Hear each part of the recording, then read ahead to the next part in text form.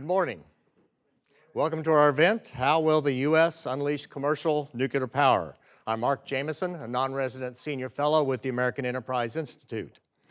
There was a time when supporting nuclear energy was a good way to lose friends. That's changed. Today, nearly 60% of Americans are in favor of expanding the use of nuclear power, and the support is more bipartisan than for any other energy resource. Looking back, the U.S. was once a pioneer in nuclear power, adding generating capacity at a compound annual growth rate of 80% from 1967 to 1990. But then we effectively stopped building, creating a 20-year drought, largely because demand for energy had flattened, the economics favored fossil fuels, and nuclear opposition was well organized. But during this drought, other countries took the lead. France's nuclear power increased 850% since 1980, and China's, starting from a low base, increased over 2,500% since the year 2000. But the U.S. still produces 30% of the world's nuclear power, followed by China at about 16% and France at about 14%. Now that the demand for electricity in the U.S. is indeed on the rise, there's a strong interest in building new nuclear capacity. The Trump administration wants to quadruple U.S. nuclear power capacity by 2050. But barriers remain. The cost of new nuclear plant in the U.S. is now 400% higher than it was in the 1960s. Costs in China and France are about 15% lower than in the U.S. by some estimates. There are about 80 nuclear plants being constructed around the world, none in the U.S. So how can the U.S. unleash nuclear power to be used when and where it makes sense? Here to help us understand our situation and how to best address it are experts in the nuclear power and public policy arenas. Our keynote will be offered by Ray Rothrock, a noted expert in energy solutions. He'll speak until about 9:25, at which time we'll have two panels discussing, will feature authorities on policy, industry, and research, with each panel followed by about 15 minutes of Q&A. So let me start with our introductions. It's an honor for me to introduce Ray Rothrock. Ray's an American venture capitalist, philanthropist focused on securing energy solutions. His venture capital activities focus on seed energy, cyber, and climate-related projects, and he's had a 25-year career in venture capital with the venture capital firm Venrock and served as CEO of cybersecurity with Red Seal. He authored the highly regarded book, Digital Resilience: Is Your Company Ready for the Next Cyber Threat? And Ray was twice selected for the Forbes Midas list and served as the chair of the National Venture Capital Association. Mr. Rothrock.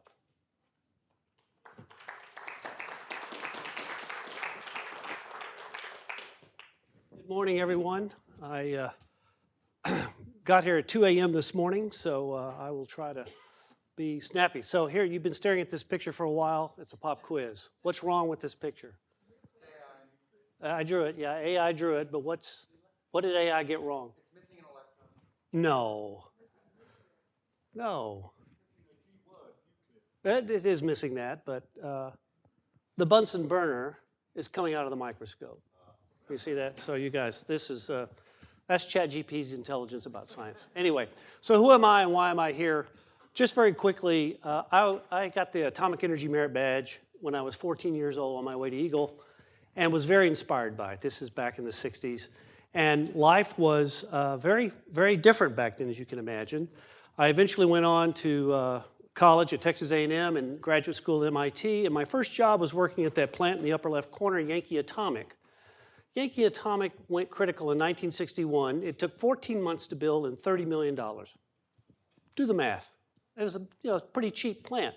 It was the third of that design. It was the first commercial plant, but it was the third of that design, the first one being the Nautilus that Admiral Rickover built. So, and then shipping port, and then Yankee. So this, the price, we're learning, price curve's coming down. Anyway, I spent some time there, and then 3 Mile Island happened, and the industry started to change. And computers were, the Apple computer had come out, the IBM PC had not quite. Anyway, so I moved to Silicon Valley in 1981 and got involved in technology. Ultimately, landing at Sun Microsystems, which introduced me to venture capital, which got me into venture capital. So I spent 25 years with the Rockefeller family doing investments for them. It was a wonderful career. I made about $5 billion for them over that period of time, and life turned out really well. So I wrote this book, Digital Resilience, which was based on my time as a cybersecurity investor. That world also dramatically changed. And, but for fun, besides doing nuclear energy and advocacy, I make movies. And the first movie I made was Pandora's Promise. Have you seen Pandora's Promise? If you haven't, you should see it. It's the story of 5 anti-nuclear people who flipped a bit to become pro-nuclear people. You know these people. It's, Richard Rhodes is in the movie, for example. That movie in 2013 led me to standing on this platform today. So I'm retired from Venrock. I had a great career. Life is good, and but nuclear isn't happening. Yet there were a couple of startups. In fact, at Venrock, we invested in one fusion company and investigated NuScale and others at the time. But nuclear wasn't happening. So we assembled in my home in Portola Valley, 30 people or so, to discuss what's wrong with nuclear, how to answer the question we're going to talk about today. And that led to a long pathway. So I'm going to start with this. So you're telling me you can only give our guys 45 hours? That brings them to about there.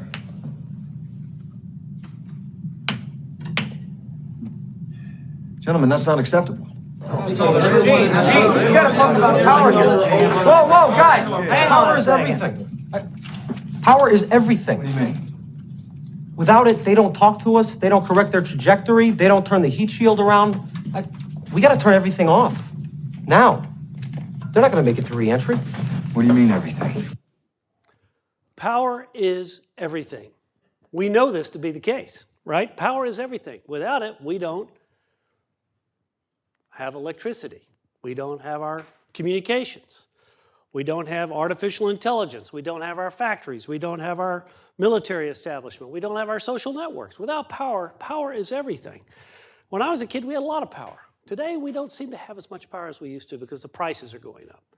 Anyway, power is everything, and it's really about electricity. In fact, Roger Pilkey published some data yesterday, I think it was, just about how much electricity is taking a larger share of our power demand. Very quickly, we know that that GDP and life expectancy are correlated. R squared equals 1.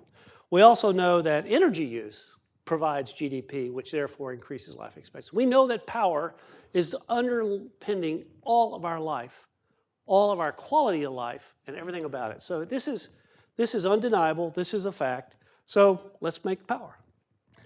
Well, for the last couple of decades, the grid has been pretty flat at about 1,200 gigawatts, 1,300 gigawatts, something like that, moving a little bit here and there because we've gotten way more efficient.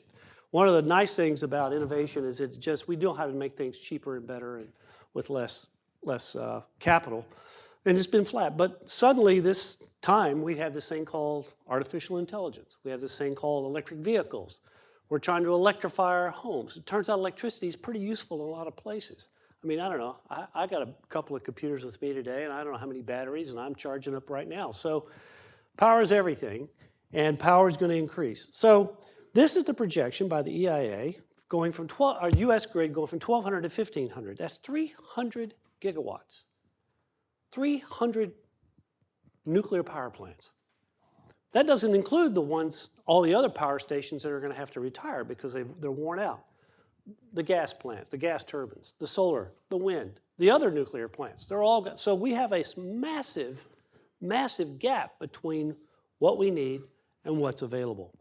That's a big problem, 300 gigawatts. This is the one that usually stops the crowd. This is electricity adds in 2025. And note, China's grid is about 3,900 gigawatts, where ours is about 1,300 gigawatts. But they've added in the last 4 years to their grid what the United States' entire grid is today. Think about that for a minute.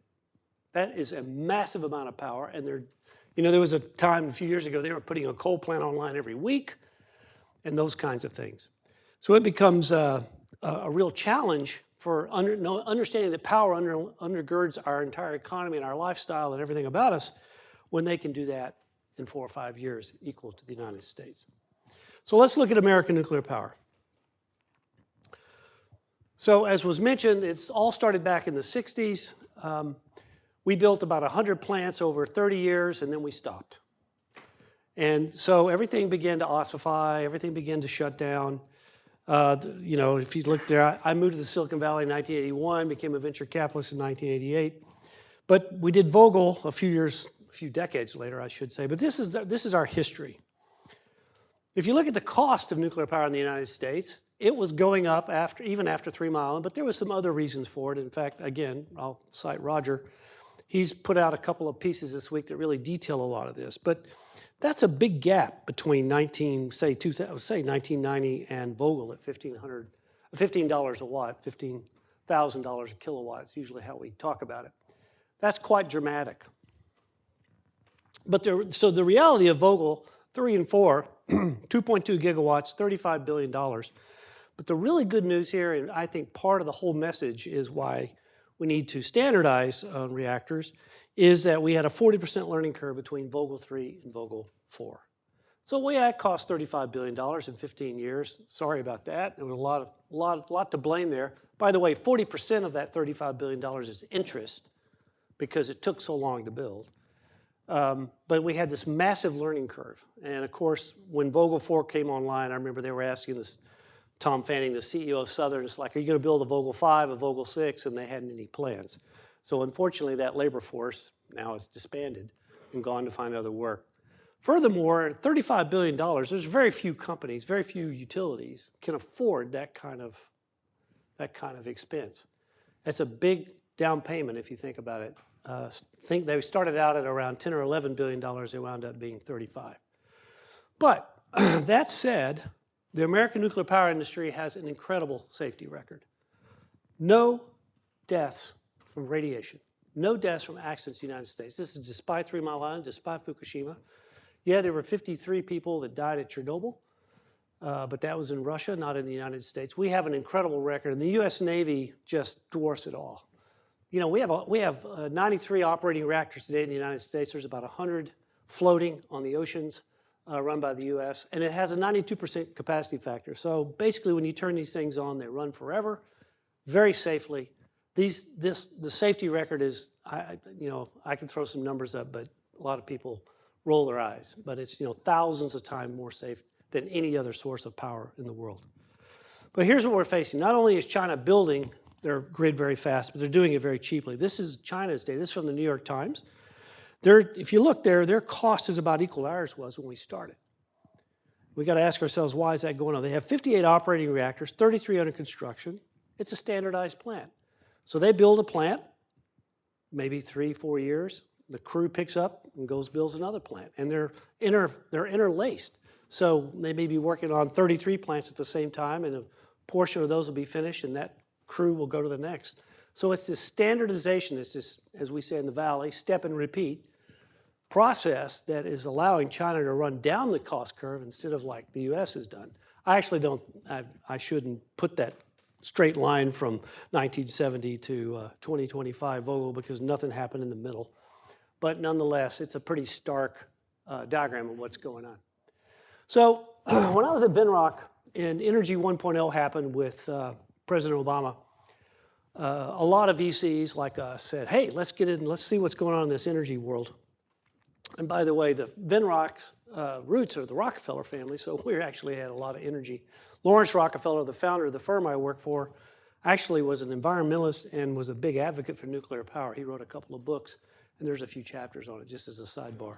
But anyway, how big? So we looked at this, and the magic of being a venture capitalist is you got to have deal flow. You got to have the best ideas coming to your doorstep. You can go out and find them, that's harder, but if you get a reputation, they come to you.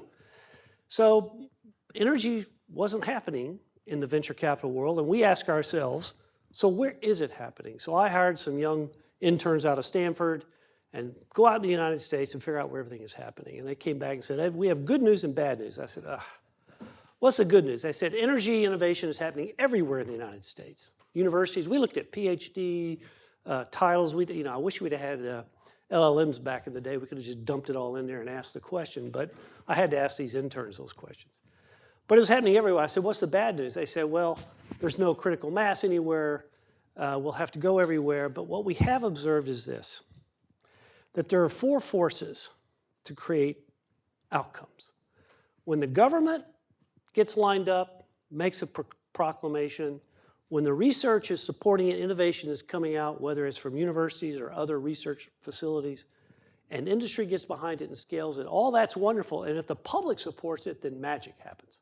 This isn't rocket science. I'm sure I'm not the first person to come up with this, but this was happening in Obama's first term, and then it suddenly stopped. But we've done this before, right? We went to the moon.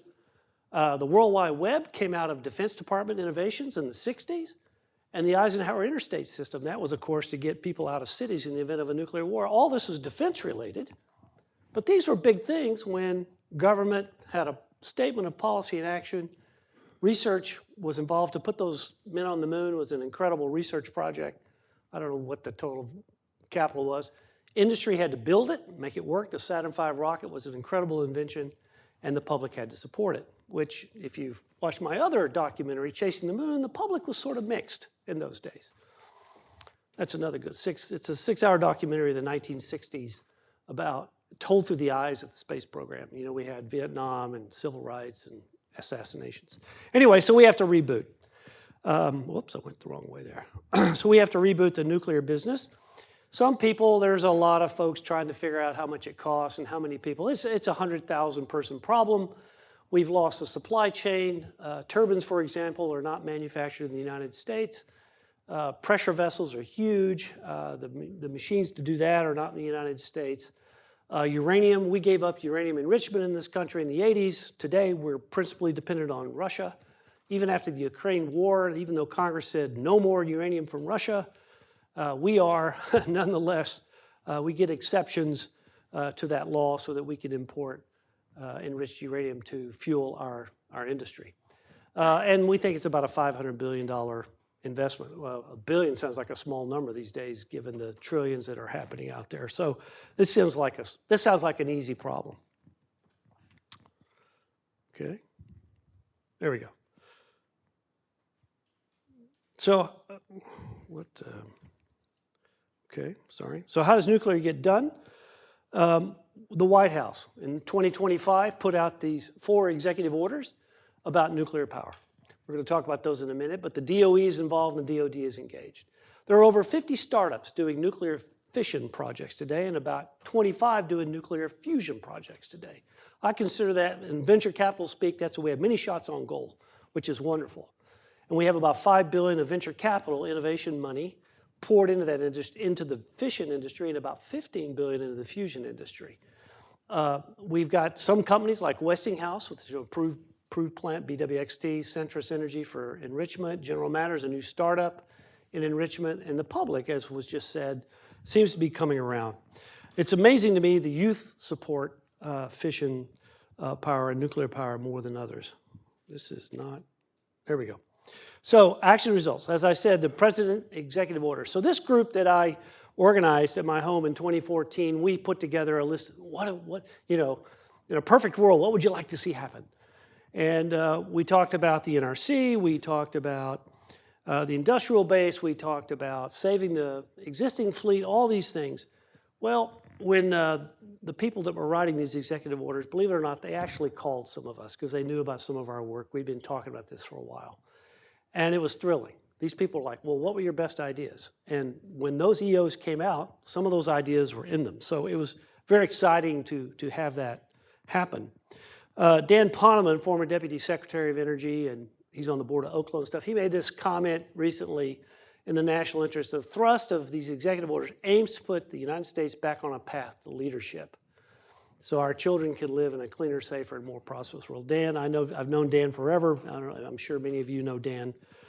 He's out there. I did the emphasis there because I think people like Dan, people like members of our government, former and current, are on this message, and that's part of that government speak. There we go. So what's the actions that have been taken? First of all, the NRC has 5 commissioners by law, and President Trump put 5 people on that commission. Instead, it was always a political football, even under Obama and Biden and the first Trump. It never was a commission that could act and do things. Chairman Ho is fantastic. He is taking action, Part of what we advocated was to take out the advanced reactor group from the existing fleet reactors in the NRC, and he did that, for example. He reorganized the NRC. The rules are they want to have evaluations for new plants done in 24 months. It used to take 5 or 6 years, but it turns out they actually can do the work. And the professionals at the NRC are fabulous. They just needed some action. They needed someone to lead them to say, we're going to do it faster. It's as good as it ever was, if not better. We worked hard, and Congress passed, to change the mission of the NRC to include economic and security benefits. Those words were not in the mission of the NRC. You can go back on the Internet Wayback Machine and read that. That was a very big deal. You know, we all live in a organized state. Our leaders make points, and we have a mission, and the mission lives beyond our time there. So this was really, really important. This isn't advocacy, which was advocacy was taken out of the nuclear discussion in the 70s, but this is about considering the economic and social and security benefits of nuclear power. The DOE just let $970 million to basically jumpstart the enrichment of the United States, and the DOE waived ALARA as low as reasonably achievable. This is a fuzzy thing. It had good intentions in the beginning, but got way lost and made things very expensive. I've been a huge advocate there. In fact, I did a video by the Abundance Institute, you can find it online, about this topic. This was a big one. So Silicon Valley, right? I live there. I can drive to companies. There are tens of thousands of companies in the Silicon Valley I can meet. Nobody's going to build a nuclear reactor in a garage in the Silicon Valley like you build software companies or even semiconductor companies. You're just not. You needed a place to do it. And a key thing was opening up the Idaho National Lab for this. And it took some doing. It's something we've been advocating for a long time. And by the way, the Idaho National Lab has built over 50 reactors in its lifetime since the 50s. And we blew a few up. We actually physically blew a few up to understand what was going on. But anyway, the Idaho expertise, capabilities, and so forth are, I mean, this is the best in the galaxy. And so they've opened up this facility, and in fact, in March of this year, the first reactors showed up, and I think it was the Mark 0 from Antares just went critical, zero power criticality last week. It's step one in confirming that your design works. We now have a place to do that with experts in safety. And the NRC, by the way, is in tow watching all this, collecting all this data. So we finally have brought the entrepreneur, the capital, and the government to a facility in Idaho. If you haven't, it's an amazing place. That's me there in the front. Another thing that we worked on back in 2014, how do we get capital into this business? This is before there were 50 startups and before there was $5 billion. But what's really exciting lately is Wall Street is engaged. That's where the real money is. Every investor wants their companies to go public. It's the most neutral, wonderful place to be at the end of the day. And NuScale went public, Oklo is public, X Energy just went public, Terrestrial did a SPAC. So money is public capital money is flowing into the nuclear industry. This is very exciting. And as an investor, I'm an engineer, but as an investor, capital, you can't do anything without capital. So this is a very, very big deal. A demand signal. Oh my gosh, we don't have to talk much about this except to say this year, the hyperscalers want to invest $1 trillion. That's $1,000 billion into their data centers. And I did some research and asked the usual suspects about how much of that is for power. About a quarter of it is for power. $250 billion. What does a nuclear power plant cost? I'm going to call it, say 10. That's 25 nuclear power plants. That's still not 100 that we need, but there you have it. This is an amazing demand signal. So where do we stand today? We do have demand. It's happening. The grid demand curve is ticking up. And if all this comes to pass, it'll happen. We have the technology. Gosh, what we don't have is the entrepreneurs. I mean, there's a lot of them out there, but we need thousands of people, not just nuclear engineers, but mechanical engineers, electrical engineers, power engineers for all this. But it's there.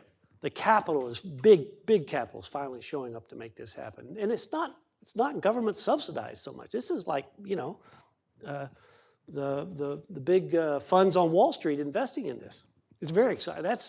Those three things alone get you get me up in the morning. And then on top of that, we do have government support. Trump's executive orders, pause for a second. We understand executive orders. The next administration might not like them.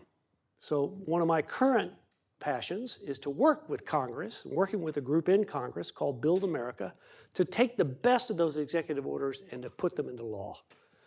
And that will be very difficult because nuclear law is spread all over the place. But nonetheless, we're trying. But anyway, this government support is very key. So where are the orders? Where are the orders? Why no purchase orders? Well, I don't know. I've been thinking about this question since Mark asked me to do this talk. And it's interesting.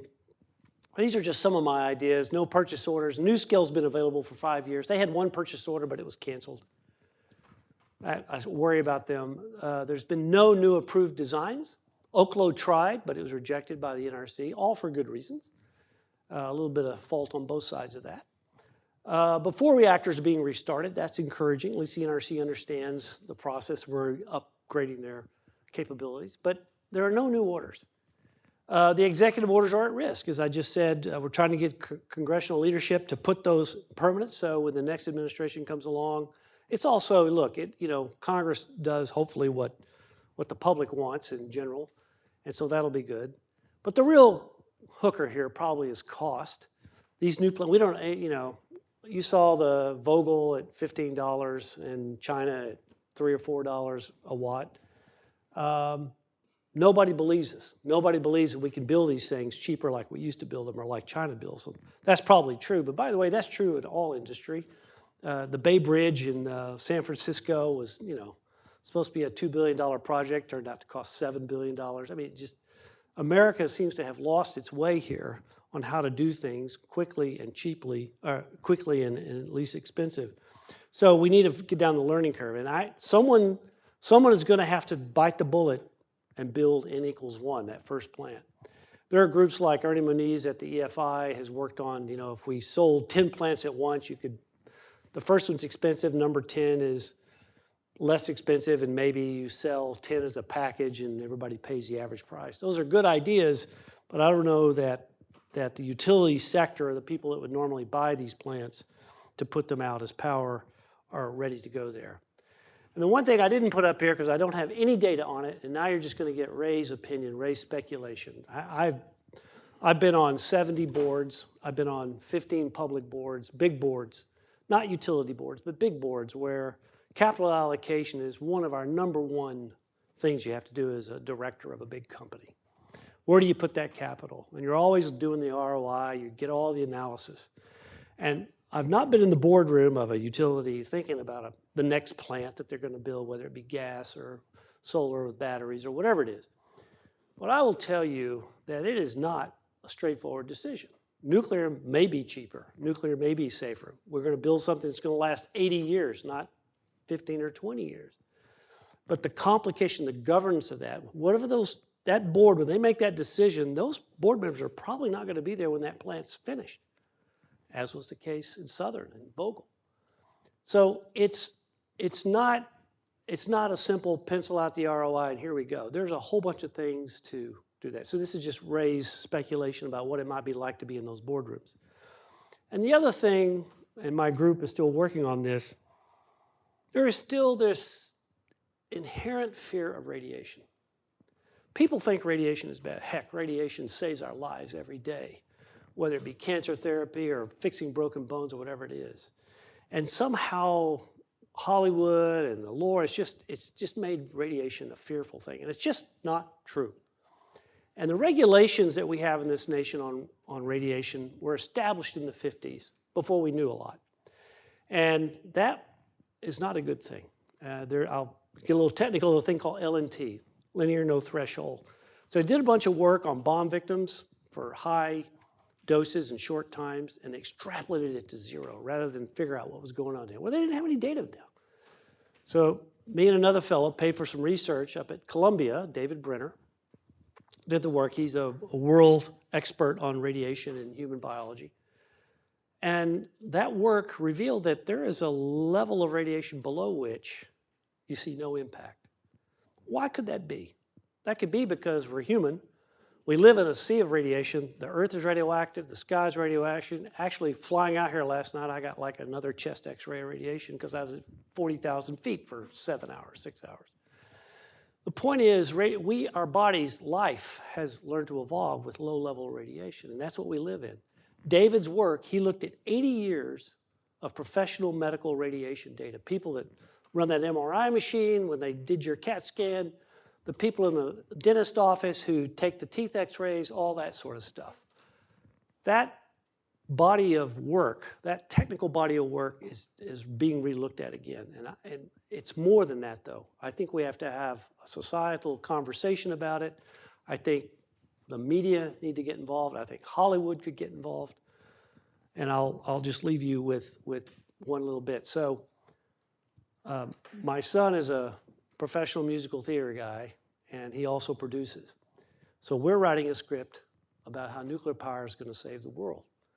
And we're going to try to come out with some of this stuff. Anyway, I leave you with that. These are the two things that are just theories of mine that we have to change the conversation about radiation, and hopefully we'll get there. So who would I be if a venture capitalist didn't have a projection? You know, in venture capital, when you do a startup, all forecasts are up and to the right. So here we are. And I have visited, I know all the companies, not all, I should be careful. Most of the companies, TerraPower, I know the CEOs, I visited them and I keep up with them. X, Valor, Antares, Radiant, all of them. I know what's going on out there. So my projection is probably in about 2030, a plant will be live, it'll operate pretty well, still a lot of data to happen, but there's still skepticism. People, this will be a very expensive plant. Kairos maybe, I don't know who it'll be, but there will be a plant go live probably about 30, because it'll take some years to build it and so forth. Maybe at Idaho, maybe at Oak Ridge, not sure. And then we'll study it, because that's what we do. We study it. And it'll take a few years, but it'll kick in, and then we'll buy the next one. And now the utilities, we can build these things cheaper. They do operate safely. We have confidence in the NRC. I think all that happens sort of in the first half of the 2030s. And then we can start this up and to the right progress. Now, how many plants is that? It's 74, and if you could add up those bars. I don't know if it's 74. I don't think it's 20. I don't think it's 100. I think it's somewhere in the high double digits to do that. Point is, we have the capital.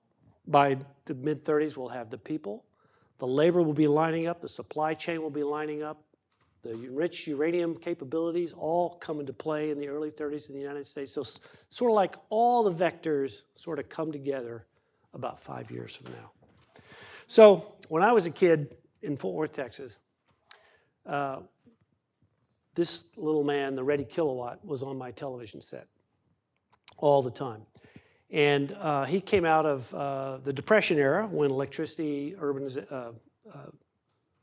the power was brought to the farms and the rest of the country. Anyway, I always liked this song. It's something, it's a jingle you get in your head. What do you call it, earworms? Right? This earworm has been in my head for my whole life. So with the last minute, I'll just play this.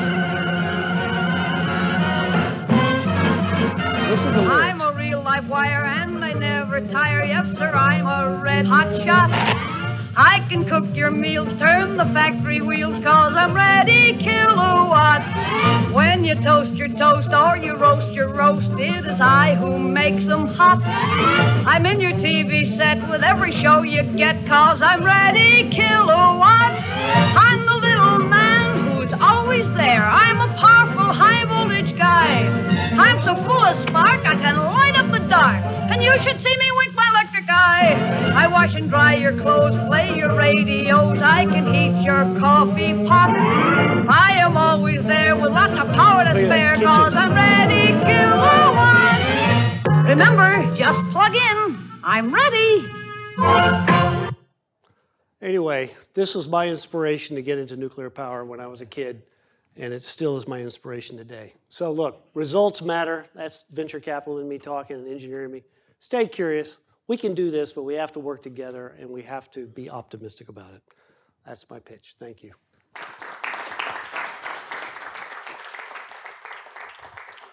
Okay. Oh, good. Thank you. You've seen some of that. All right, so thank you, Mr. Rothrock. I'd like to invite our panelists to come forward, please.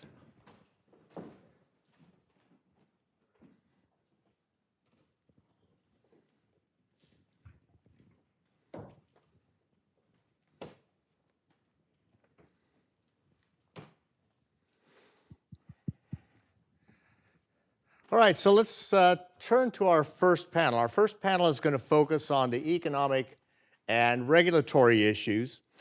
With us are two people. One of our panelists has been delayed, but so with us is Dr. Jess Gann.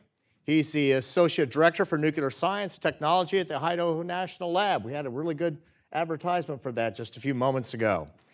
In his career, he's worked on national strategies, priorities for nuclear power, served as National Technical Director for the DOE Micro Reactor Program, and helped develop and establish key projects to build advanced reactors at the lab. Previously, he held research and leadership positions at Oak Ridge National Laboratory, and of note, his undergraduate degree in nuclear engineering. It's from Kansas State University, one of my alma maters. So glad to see that. We also have with us Dr. Roger Pilkey, Jr. He's a senior fellow with the American Enterprise Institute.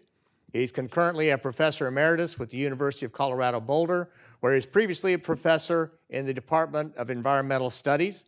He's a distinguished fellow with the Institute of Energy Economics in Japan, a research associate with Risk Frontiers from Australia, and an honorary professor at the University College of London. And we've also heard about his work on his Substack, which we'll be talking about. So Jess and Roger, welcome.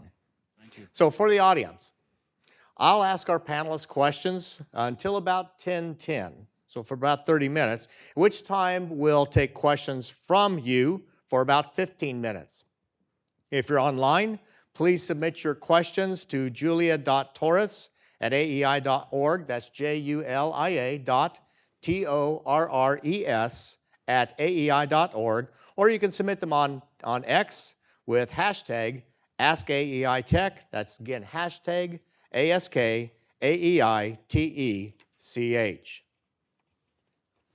So Roger, let's begin with you. One of the things that Ray brought up was this comparison of the U.S. situation, U.S. costs for nuclear power versus other countries. You've done some really good work in that area. So tell us, how does this look? What's going on and why are we different? Yeah, thanks. It's great to be with you all today. Building on the work of the Breakthrough Institute and one of my former students, Jessica Lovering, there is good data on the cost of building nuclear power plants. And I guess the one thing I would start with is that there's no inherent law of energy that says nuclear power plants have to become more expensive. Ray showed the data. They have become more expensive in the United States, and we could get into it. A lot of that is a choice. Some of it intentional, some unintended consequences of actions that made sense for other reasons. The China data, maybe we'd call that into question. It's not the most reliable. But Japan and South Korea and even France provide other data sets that show that the costs do not have to escalate.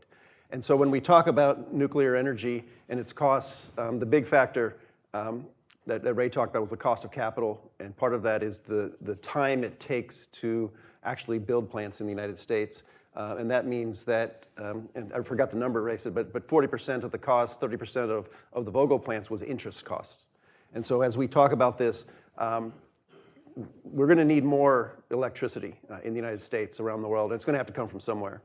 And energy technologies in my classes with my students, I'd always compare it to NFL football teams. You get the solar team, you get the nuclear team, fossil fuels, go team. But the reality is we're gonna need all of the above. And every energy technology, solar and batteries, maybe wind. Wind is probably lower on the list, we could talk about that. But every energy technology is gonna need a place. So figuring out how to do nuclear is an important priority. All right, well, thank you, Roger. Later I want to return to that question. You talked about we have all the above. how are decisions made of the mix? So we'll like to talk about that a little bit. So, but Jess, let me turn to you. You've investigated ways that the U.S. can address some of the things that Ray and Roger have brought up. What are the most impactful, maybe the most effective steps the U.S. could take so that nuclear power can play the role that it should? Yeah, good question, and thanks for having me here. Just to look at the the profile that Ray showed of plant build outs is exactly right. We've not built plants in forever in the U.S. What we have been doing over time is upgrading those plants. So there in that time frame we didn't build plants. I think the utilities and companies are trying to maximize the asset that they have by power upgrades, roughly 7 to 8 reactors worth of power upgrades during that period. The bad news is there was also a handful, 4 or 5, I don't recall the exact number of reactors that were shut down because they were not economically competitive in their power markets.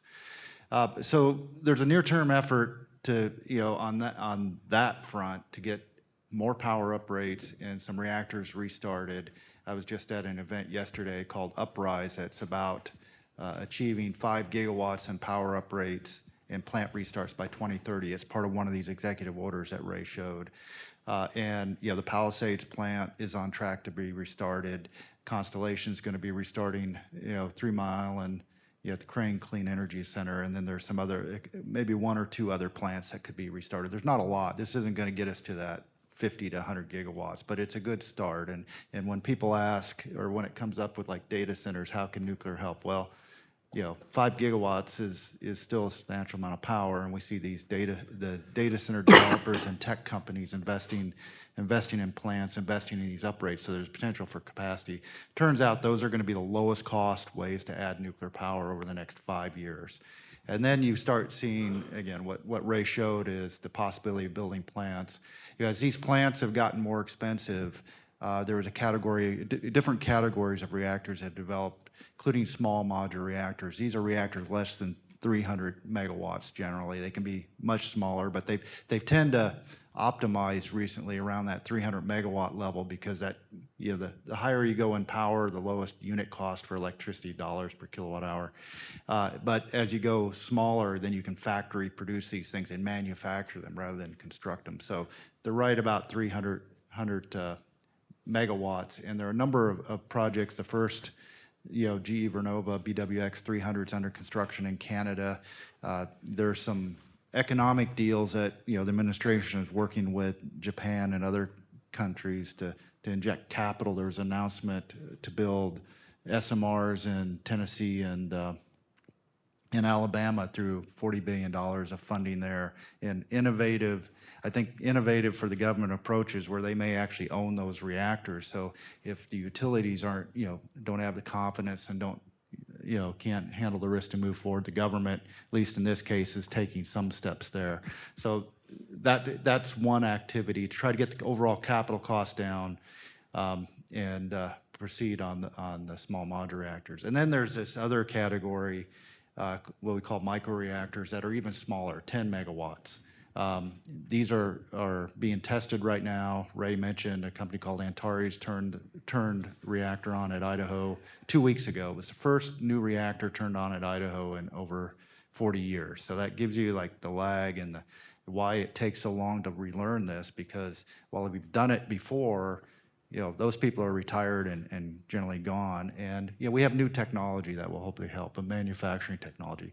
These reactors are all very driven by startup companies. It's got nuclear into this innovation cycle. Silicon Valley, as Ray mentioned, innovation cycle that's new to nuclear. It used to be only the governments and large corporations could do nuclear, but that's changed. And so through innovation on that, we may see opportunities to bring costs down or have nuclear go to areas where higher costs are tolerated. They're remote areas. The Department of War is strongly supporting these for base power, and so there may be areas where the economics will work for those types of reactors that wouldn't work for other ones. Okay, thanks. So Roger, let's turn back to the question I said I was going to ask you. So Jess mentioned there's different types of nuclear reactors a person might build, but then there's renewable energy, there's fossil fuels. how are the decisions made about which type of energy source is going to be built where and when?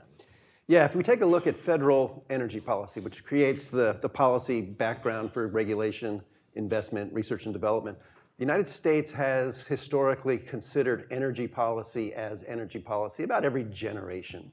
Really, the last time we had a big energy policy discussion in this country was in the early 2000s. One thing to understand about nuclear in particular is if you look at Ray's curve, that bell-shaped curve, we built a lot of reactors and then we stopped. To understand where we are today, it's important to understand how we got to where we are. There used to be a congressional committee called the Joint Committee on Atomic Energy. You know from the word atomic, it was old. 1946 to 1977. Congress was concerned in the early 1970s that the federal government promotion of nuclear power and regulation of nuclear power safety were getting conflated.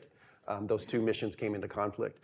And so they reorganized both what then was the Atomic Energy Commission, but also they reorganized Congress. Congress used to have the ability through one committee, House and Senate together, to oversee all of nuclear energy policy, all the bits and pieces in one committee.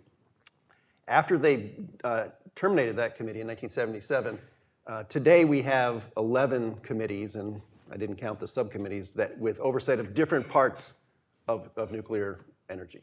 Think of the blind man and the elephant. And so when there are decisions to be made, they have been made piecemeal for the last 50 years. And it turns out it was a lot easier to put the brakes on nuclear energy, sometimes for very valid reasons. We want to improve safety. We want to make sure that there's funds available for decommissioning plants, a generation in the future when they're shut down. But the net effect was to really put the brakes on nuclear energy. One thing I want to emphasize is that executive orders are not durable policy. They're not durable policy in energy, and they're not durable policy in anywhere else. So when Ray talked about working with Congress to pick out the best bits of those 4 executive orders and get them into legislation so they last and they provide investors with cost certainty for deployment of capital over literally decades. If we take a look at the congressional landscape, it is exceedingly difficult because if you say, whose job is it to oversee nuclear energy policy? Forget about energy policy as a whole, nuclear energy policy. You can't pick up the phone and call the committee chair because it's spread out over so many committees. That generally is the case across energy policies. I wrote up an analysis earlier this week preparing for this, trying to explain and for me to understand why natural gas electricity generation has tripled since 2000 and nuclear has remained flat. And that story does go back to the 1970s, that we've made it exceedingly easy to build natural gas plants. And they are different technologies, and they should have different regulatory regimes. But in a situation where we're going to need a lot more electricity, countries around the world are going to need companies to invest and bring expertise to build theirs. Money's going to go to where it's easiest to build and deploy those technologies. And it turns out that nuclear hasn't fit that. It is great to hear some of the optimism out there, but until we can figure out how to create a better policy regime, it's going to be very difficult. Just, Yeah. do you have something to add to that? Yeah, you're exactly right. These executive orders were a kickstart. I will say, regarding Congress, the number of bills and supporting legislation that has been passed over the last 5 years has steadily increased. So this isn't like an overnight executive orders. All of a sudden, everybody loves nuclear again. It's been building over time, and the latest, of course, thing that's the big push is data centers, demand for power, and a recognition that there just aren't a lot of large 24/7 source of power. We're going to need all of the above. We're seeing a lot of natural gas deployment to support this, but when you get into this type of large capacity and operating around the clock, you start running out of options really quickly, and nuclear looks favorable. With that, and then on the regulatory front, the regulations in the 80s, were I guess I'll say enhanced, were increased, and there's value in that and a reason to have a strong regulator to give public confidence that that the technology is safe. And our regulator, NRC, for example, is a very solid regulator, very capable. They're now right-sizing how they're doing regulation to accelerate, because it's, as Ray mentioned, this has been one of the factors, one of several, cost, regulation. Power demand has been flat until now, of why nuclear wasn't built out. And then it shouldn't come as a surprise when we build the first plant we built in decades that it's expensive. First of kind, anything's expensive. And we're gonna have to find a way to get over that hump of first of kind. So you look at all these new developers, and it's all great, but who's gonna be paying for that first plant? Is it gonna be the government? I talked about in my last comments about maybe the government will be purchasing some of these, maybe Department of War. But it's very hard to get, and I think this is why utilities and power providers are struggling ordering plants, because of that first of kind cost. As we build, it's very well-studied economics, learning curve. If we were to build 10, you heard the number from Ray, the cost will come down. They saw that with Vogtle. Vogtle Unit 4 was something like 30% less costly in round numbers than Unit 3. And in UAE, they built 4 reactors. The 4th reactor took half the effort and labor than the first reactor. So if we can get an order book, or however you want to call that, and get these things moving, we can get back to that. If we were only going to build one at a time and that's it, they'll never be competitive, and they'll be only applied to special situations like I mentioned. Just let me ask you to expand on that. So what holds us back from a standard design that gets repeated? Why do we have bespoke plans? Well, yeah, I mean, our current plants are that way because just when you're a first mover, you try everything. And, those plants have been optimized, running well. I would say today, we have, if you look at large reactors, there's one remaining large reactor, developer in the U.S. It's Westinghouse, AP1000. They're standardizing on Vogtle Unit 4. And so for that large reactor, for the U.S. supplier of that reactor, it will be standardized. In the other area, you get into SMRs, there's, five developers of those, so that'll have to play out to see who is reliable and can deliver and all that. It's part of a difference between China and the U.S. and our ecosystem of innovation and development is that the government doesn't dictate. There's only one solution. You could argue there's some advantage to that, but we've been so successful in other technologies by letting the competition win, the private sector. There's, as much as the government's going to put money into these, there's far more funding available from the private sector. And so you're going to see companies that go out of business. You're going to see some be successful. It's going to look like our other innovation enterprises, which I think is a good thing, because overall we've been successful with that model. You just look at AI and tech and other areas, and nuclear is now in that regime. And so we'll have to see that play out. Roger, what would you add to this challenge? What holds us back from standardizing? And yeah, I think the one trend I would emphasize that is the backdrop here is that for the last 15 years or so, the U.S. hasn't seen a demand increase for electricity. And necessity is the mother of invention. And so it's pretty easy to stagnate and not innovate in a situation where all you have to do is have marginal improvements to existing plants or replace coal with natural gas.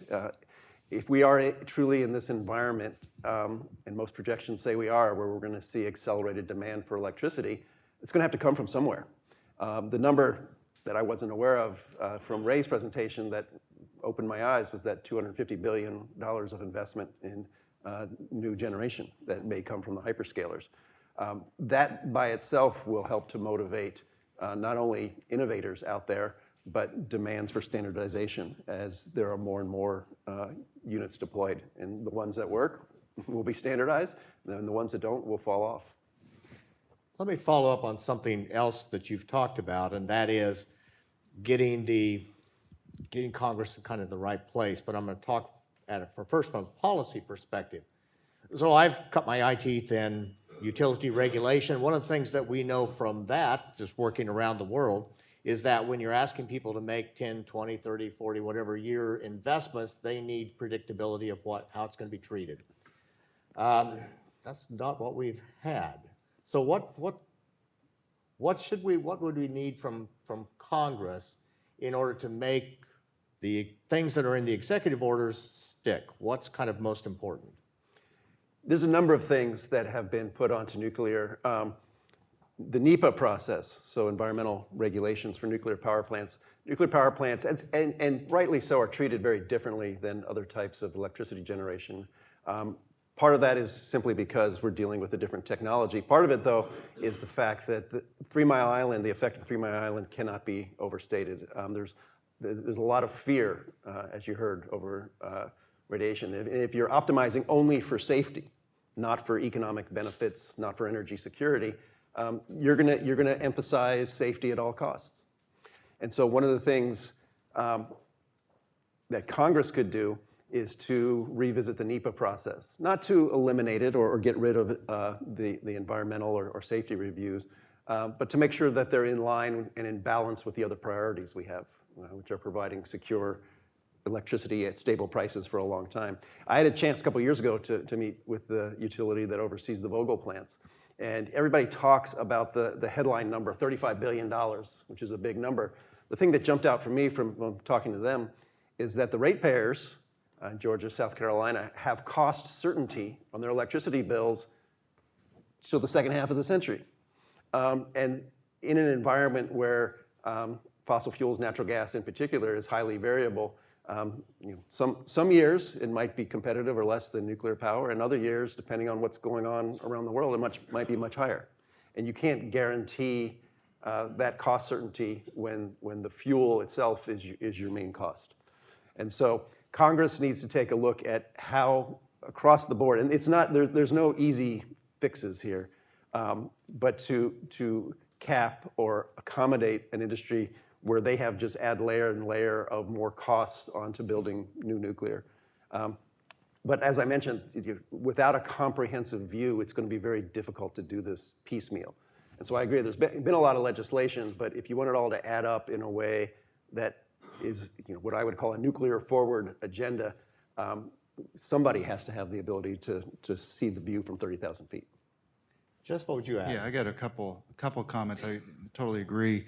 The other thing that's really important is supply chain. So, we can build a few right now, but we are not like in the heyday of nuclear where we can churn out vessels. And actually, most of these are coming from overseas right now because we're only building 1 or 2 plants at a time. So we need those incentives and orders to drive the investments in supply chain, again, components, and then fuel supply, enriched uranium.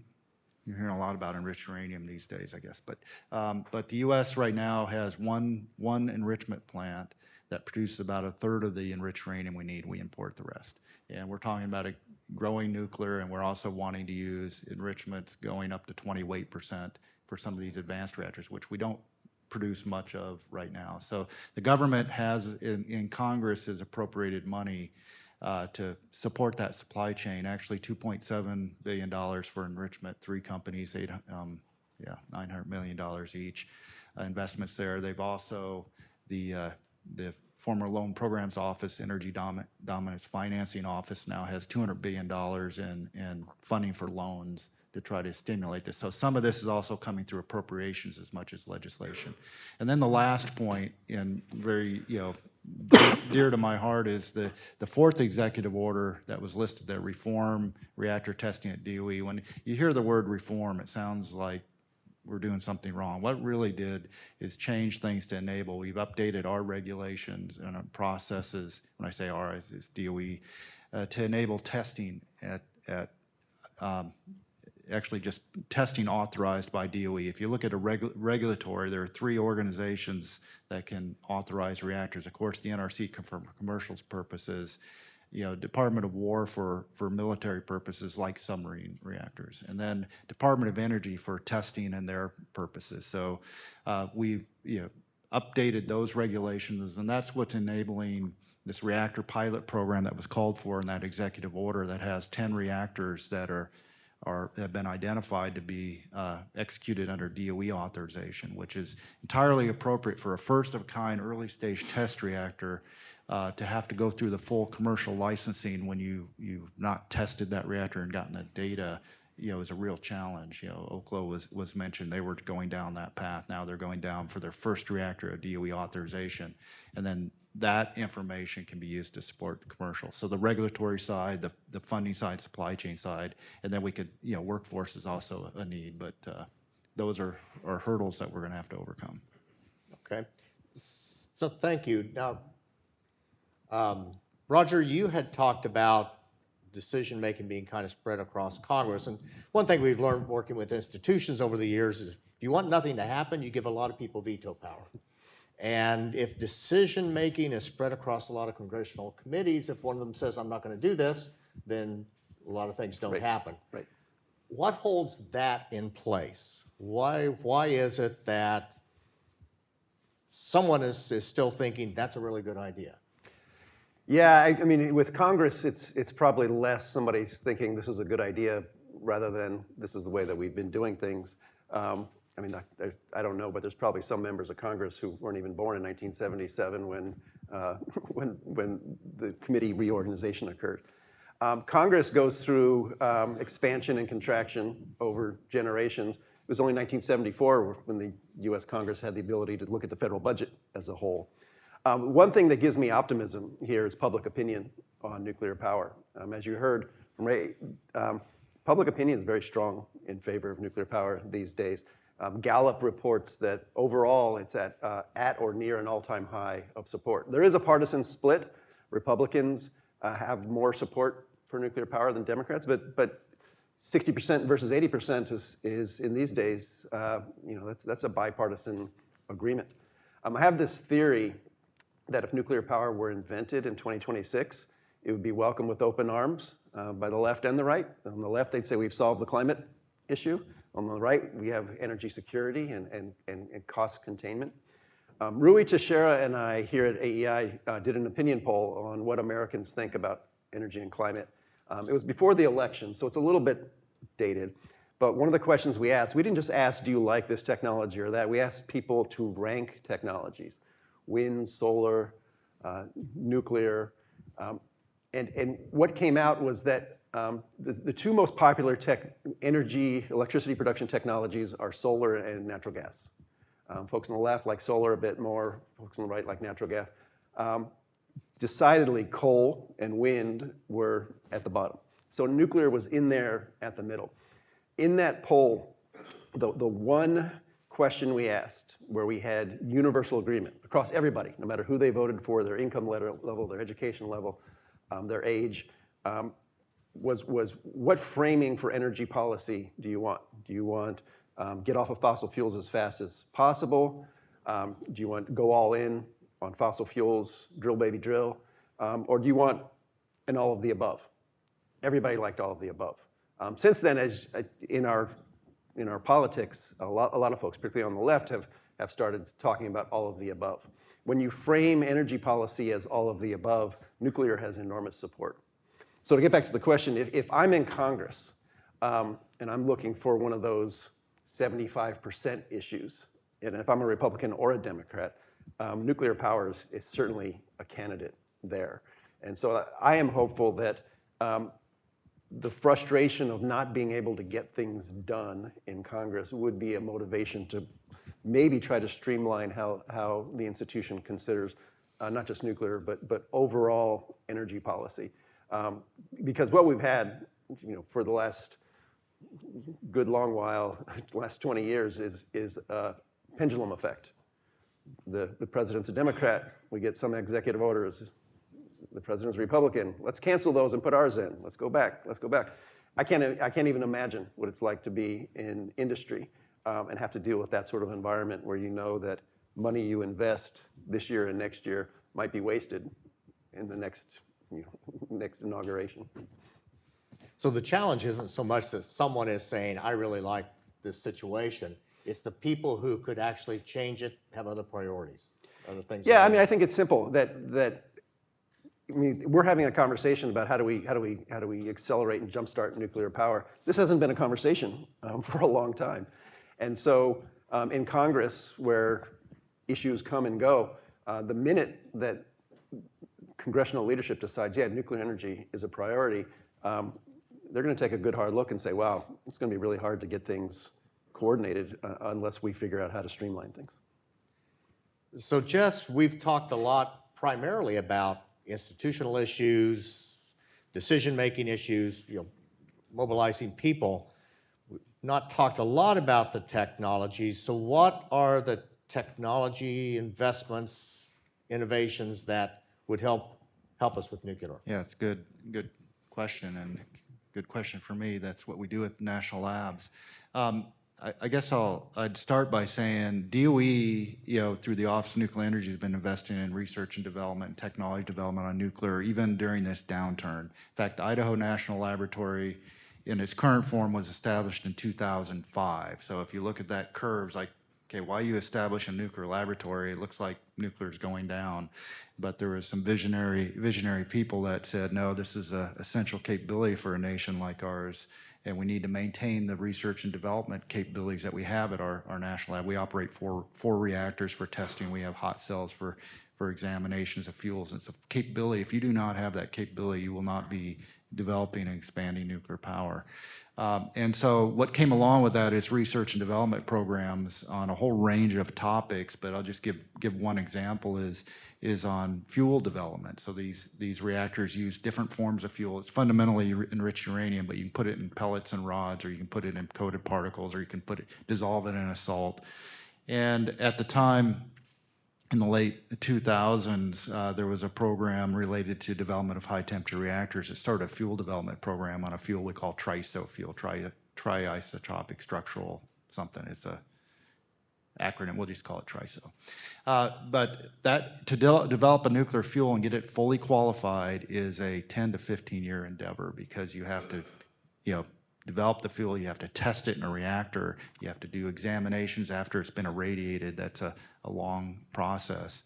And it turns out we pretty much completed that process about the same time these developers came around and said, we need a reliable fuel form, and that's available for them. So the laboratories and universities need to be forward-looking on the technologies we're going to need to have, because it takes time to develop them. We had just discussions yesterday at an ARPA-E event on qualification of materials. If you put materials that you use for a reactor in the radiation environments, there's 6 materials ASME says these are qualified. That's a very small number compared to all the possible materials we could use, because it takes 10 to 15 years to irradiate these. We got to get faster at technology development than the approaches that we've been using for decades. New fuel forms, higher efficiency. We've been doing, light water reactors, a good example, been around for decades, as what we heard, from Ray.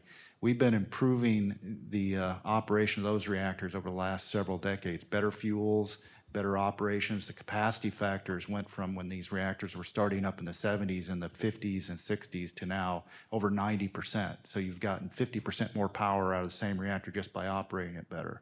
And all that is going to be needed for whatever fleet of reactors that we have. All right, well, thank you both. Let me now turn to our audience. We're going to open the floor for questions. There will be some people with microphones. Raise your hand and we'll direct where the microphone will go.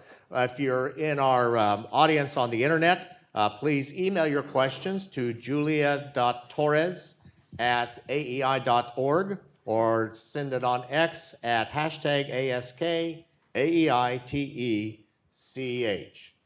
So there are questions from the audience. Back here, the young man in the white shirt. Hi, my name is Pavan Acharya. I'm with Politico's energy team. I had a question for Jess about the reactor pilot program. I know that the Department of Energy and the administration had the stated goal of having 3 reactors reach criticality by July 4th, at least 3. And Antares became the first earlier this month. Does it look like the department is on track to reach its goal? And if so, which reactors are likely to reach criticality next? Yeah. So Antares, June 4th, 12:30 p.m. We know the exact time and date because we were standing there. First criticality, the executive order called for 3 criticalities. There is a path to get there by July 4th with with several companies working towards that. I'm not sure they're all going to make it, but I think we have pretty high confidence we'll hit 3. I'm going to leave the names out because if I say a name and they don't make it, then you're all going to think poorly of them.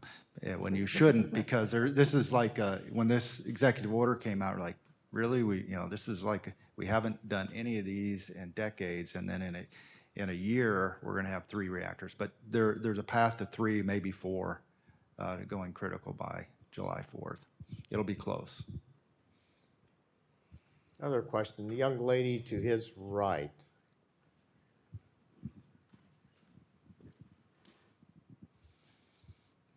Hi, my name's Ashita. Thank you so much for speaking. I had a question regarding safety and security of enrichment plants. So what safety and security threats do you foresee regarding nuclear material diversion, specifically from enrichment plants? And do you think the U.S. has the proper procedures in place? Yeah, maybe I can start. From a safety point of view, enrichment plants generally, because they use uranium hexafluoride, you've got to be able to handle that material safely and transport it safely. There are very strong regulations from NRC. These plants have to be licensed under a different part, 10 CFR, part 70, I think. Process, just like reactors are authorized, the fuel cycle facilities have to be authorized as well to meet safety standards. So I think the overall history of safety at the enrichment plants have been very good. I'm not aware of any major safety issues. From a security point of view, likewise, they have to implement, safeguards and physical security as well under their DOE license. And these facilities are pretty well protected. You can look at the material attractiveness of low enriched uranium that doesn't have a high attractiveness level compared to other materials that you might be more concerned with. So I think the track record, because we've operated enrichment plants for a long time in the U.S., has been very solid on both safety and security in the U.S. So I have no concerns. The regulatory structures are there. The NRC is capable in reviewing and improving and regulating these facilities to make sure they meet all the required standards. Let me go to this part of the room, over here. Here. Hi, I'm Derek Tilson from the Breakthrough Institute. I agree with the points of needing durable institutions to help the nuclear progress. Like, it takes a long time to build a nuclear plant. With the executive orders, many of the things the executive orders did were already in legislation and in statute through the ADVANCE Act and NEMA in 2023 for ADVANCE and 2019 for NEMA. What, in your opinion, was the value add of the executive orders now that we're a little over a year past them? And what things would you like to see become in statute from the executive orders that weren't already from ADVANCE Act and NEMA? Who would like to? Yeah, Roger? I'm happy. When I teach my class, I say legislation is for real and executive orders are for show. And so I think it's a perfectly reasonable critique of executive orders in general, but these in particular, that maybe they're restating some things that are already in existing legislation. I really like the idea promoted by Ray that we need to get relevant experts together and say, all right, here's what's in the executive orders that is good, here's what is maybe not so good, and come up with a more comprehensive approach to the oversight and promotion of nuclear power, including safety and the other factors, in a comprehensive congressional legislation. That's going to have to deal with a lot of issues like waste, opposition, and so on. And I think that the policy questions are one thing that a bunch of nerds can get together and sort out. The politics of nuclear energy, I think, also has to be dealt with. If you take the issue of waste, we wasted a generation on Yucca Mountain, and if you go to places like Scandinavia, where they store waste in dedicated facilities where the government pays communities to take it on and it provides jobs, there are a lot of ways to facilitate the politics. So anyone can come up with a design of this or that particular legislation, but I think until we get that view, and maybe it's the Build America coalition that comes together and starts discussing that, it's going to be very difficult to know what's going to has a chance to get through and what doesn't. Yeah, I'll comment. On these executive orders, because of the DOE one, I'm living that, and I'm very familiar with the other executive orders. They've created from the executive branch a sense of urgency that legislation alone may not be able to do. Not all legislation comes over to the executive branch and they say, yeah, we're going to dive in and get this done. But the executive orders have put a big push on this, and you're seeing this through actions, such as at the NRC with Part 53 and Part 57's being pushed forward, and a lot of changes there. Just one point on needed legislation, piggybacking off of what Roger said. The Nuclear Waste Policy Act still says Yucca Mountain is our repository, and DOE and the administration, this is it started with the Blue Ribbon Commission. We're going to do something different. That was like 12 years ago or more, and not a lot has happened. The administration is proposing these nuclear life cycle innovation campuses to try to get states that might be interested in taking waste, but that will not really be able to happen until the Nuclear Waste Policy Act is changed that would allow that. So that's the one example. Other question over here, young lady with the right here. Hello, thanks so much for your talk. I'm Maya Maranta, a recent graduate of Harvard Med College, and so I was just wondering, for South Korea, Japan, France, and maybe China, so countries where the costs to build nuclear reactors are a lot lower than here, is that just a story of those countries already building a lot more reactors due to fewer regulations or fewer veto points or something like that, or is there more to the story there in any of those countries? Yeah, that's yours, Harry. Yeah. I mean, I think you kind of answered it in the question, that if you have a sustained commitment to build dozens and dozens of nuclear reactors in a fairly short amount of time, like France did, like China's doing now, that will have pretty strong learning curve effects. If you take a look at some of the policies put in place in the United States for NEPA review, for ensuring the decommissioning costs are paid for at the beginning, those add substantial capital costs, interest costs. And so figuring out how to, as we heard, have a large order book that is implemented at once that gives cost certainty, while at the same time, I think Congress, it is really important for there to be federal regulation of the safety of nuclear power plants, their environmental effects, and so on. But the NEPA process has never been considered by Congress. 1971 court decision said that nuclear power has to be regulated to the full extent possible. And Congress has never really taken that up. And that process, obviously nuclear and natural gas aren't going to be reviewed in the same way, but it is a fair question to say, is nuclear power overregulated? Are there costs or simply a time frame for NEPA review that is too long, because you have to commit capital and pay interest on it, and if that period is, and I know there's some attention to that in the executive orders now, but if that is an extended period and you wind up with 1,000-page reports on the review, is that necessary? Those sort of things. The biggest lesson I think that we can learn from other countries is build, baby, build, and that's probably the first and most important thing. Just one comment. Well, just one comment. France isn't like the others. They're more like us. They haven't built reactors a long time. And if you look at, the plants that they built, Olkiluoto, they built in Finland. It makes Vogel look cheap. Now they've since made the decision to build 6 reactors and to go along this path. Like the way to get there is build, baby, build. And they're doing the right thing, and they know they need more power. But they, the fact that they haven't built anything in a long time, they, just like the U.S., atrophied in their ability to build big things. So they're more like us, but working to get over that. Yeah, France. I will say France, when they were doing their big build out, they had much lower costs, and they also experienced a cost escalation, not exactly like the U.S., but in more recent times. All right, we have time for one more question. Let me go over here, the young woman here.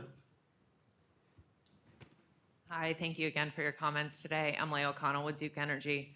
I'm just wondering if you could talk a little bit about your thoughts on workforce readiness.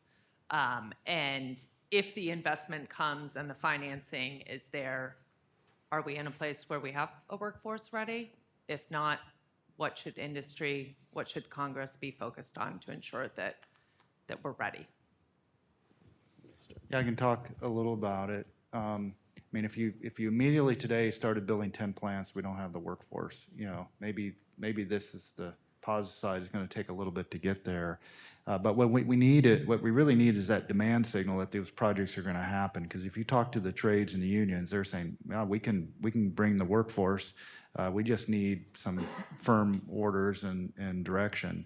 You know, the DOE, the states are investing in workforce, but you know, I just as an anecdote, I for DOE visited Ghana, and they started an education program for nuclear engineers because they want to build nuclear. And I visited there at a workshop, and I had this line of early career nuclear Ghanans that are looking for a job.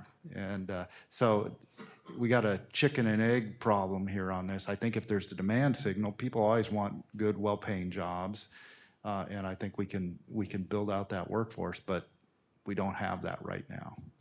That's the problem. We'll be able to build ones and twosies, and then hopefully that gives us time to attract people and build that workforce. So it's something we need to pay attention to, but we can't do that exclusively. We got to get these projects going. I think it's probably more important, and then we can enable a workforce. Yeah, I'll say, I mean, this is one of the aspects that makes this such a wickedly complex problem. And we heard some talk about, well, what's going to happen in 2030. I really think nuclear policy in this country needs to have a vision of 2050 or 2075, and developing the workforce over that time period. You know, you start now, but developing expertise in some of the areas, nuclear engineering. I don't know how many programs are left in the U.S., but probably not as many as when you went through. Yeah, there are fewer. I'm less concerned though about nuclear engineers like myself versus people who actually can build stuff. Yeah. You know, this is part of this. Like, we don't build things anymore. That's where the real challenge is. We can get plenty. I think we can get the engineers we need. Yeah, yeah. That's a bigger problem than just nuclear. Okay, well, Jess and Roger, thank you very much for being here. In my day job down at the University of Florida, I work with regulators, utilities in Florida, but also around the world. And some of the biggest challenges they face are how to sort through complex ideas, but then communicate them and crystallize them into some action. And you've certainly helped us do that. So we're going to now take about a 10-minute break to set up for our second panel, and we'll be right back in 10 minutes. Thank you very much. That's great. Yeah.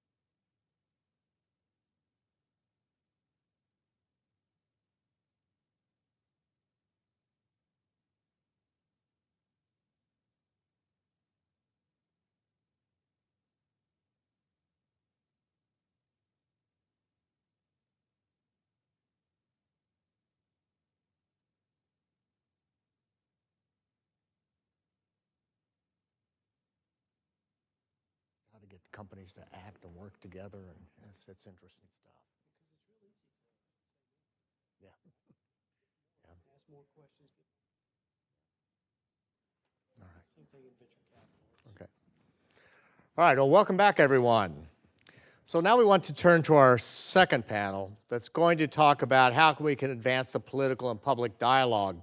As I mentioned earlier, my day job is working with people down at the University of Florida on regulatory issues. And yesterday we just completed a class. We had about 15 different countries in talking about these things. And one of the things that always strikes me is while we'll spend a lot of time on the economic and technical and financial and legal issues, at the end of the day, what people are struggling with is how do we mobilize people and gain their attention and focus so we can actually get things done.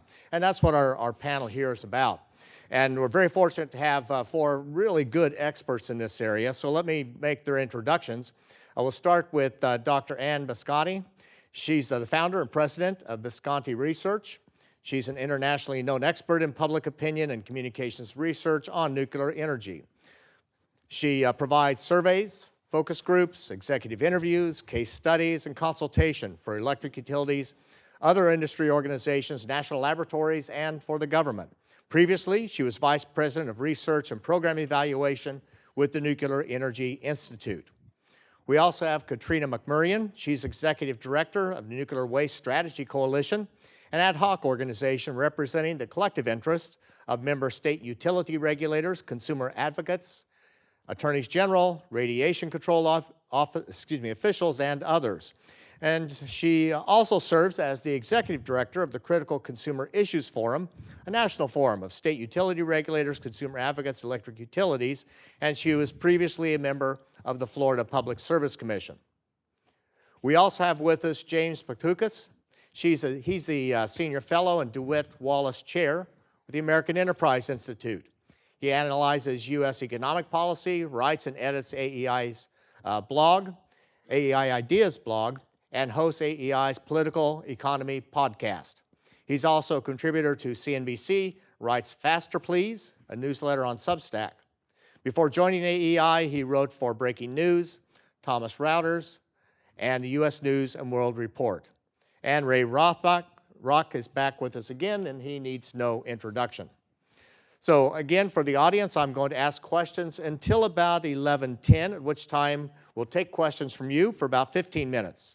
And as before, if you're online and want to submit questions, please send them to Julia Torres at aei.org or on X at AskAEITech. So Ann, let me begin with you. So you have built a company around communications on these issues. What do you find drives the issues? What makes the issues difficult? Well, let me talk about 2 audiences. First, the general public. And yes, you've heard public opinion data results so far in the session. And this really is a peak time in public support for nuclear energy. We have been surveying public attitudes for more than 40 years. And the change from 1983 until today is remarkable. We ask many questions, but one of the questions that we've trended over all of this time is basically an all of the above question for nuclear energy, which is why the numbers are higher than they are in the 60% that you saw earlier. The percentage who view nuclear energy favorably as one of the ways to provide electricity in the United States, and all of the above question, has changed from about 50% to 77% today. That's really a remarkable jump. However, and this I need to point out is really important, the majority of the public are fence sitters. They are either somewhat favorable or somewhat opposed. And so would you say that of those who are strongly favorable and strongly opposed, would they be sort of about the same number? Is it yes or no? They are not the same number. 30% strongly favor nuclear energy as one of the ways to provide electricity. 5% strongly oppose, just 5%. But that is in itself quite remarkable. So the reason that there are so many people sitting in the middle is because most Americans have this sense that nuclear energy will be important in the future. We're going to need it. They don't know much about it. They don't believe they know much about it. Very few feel that they're adequately informed on nuclear energy. Very few. And indeed, we have done knowledge tests, and we found that the vast majority flunk. They have no clue about the major features of nuclear energy and its role, its benefits. There's a sense that you've heard of fear of radiation, fear of accidents. It's there. It's always been there. So what has driven the change? Well, first and foremost, I have to point to the Obama bump. This came about the time when the Democratic Party became quite interested and concerned about climate change.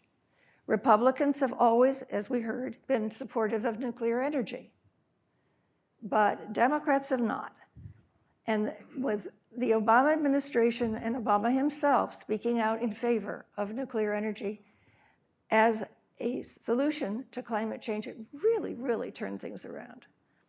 So that was the first bump. But recently, what has really driven things is concern about energy. In our most recent survey, 86% consider energy a serious problem in this country. Now, that is the number, more or less, that was present at the time that the 3 Mile Island accident occurred. That's a long time ago. And as a result of energy concerns, support for nuclear energy, for building more plants, did not decline after the 3 Mile Island accident. It declined several years later when the energy problems were solved. What we have seen, and I've documented this, you can see it on our website, is that energy concerns are what drive support for nuclear energy. Far more than accidents, because the association of nuclear energy with danger was baked into the cake before it even began. So that is really the main driver. Do I have a minute to talk about the second audience? Of course. So the second audience I'd like to talk about is plant neighbors. And this is really important. We have noticed over the years that surveys around nuclear power plants find that neighbors are very supportive. So I said, well, look, let's do a national study and find out how they really feel all across the country. Let's survey the people who live within the 10-mile radius of all the nuclear power plants. So I worked with the communicators of the industry in putting together a survey that they were happy with, and we surveyed around all of the plants. So we've done now 9 surveys, national surveys around the 54 plant sites, the current 54 plant sites. Let me just give you a couple of the numbers.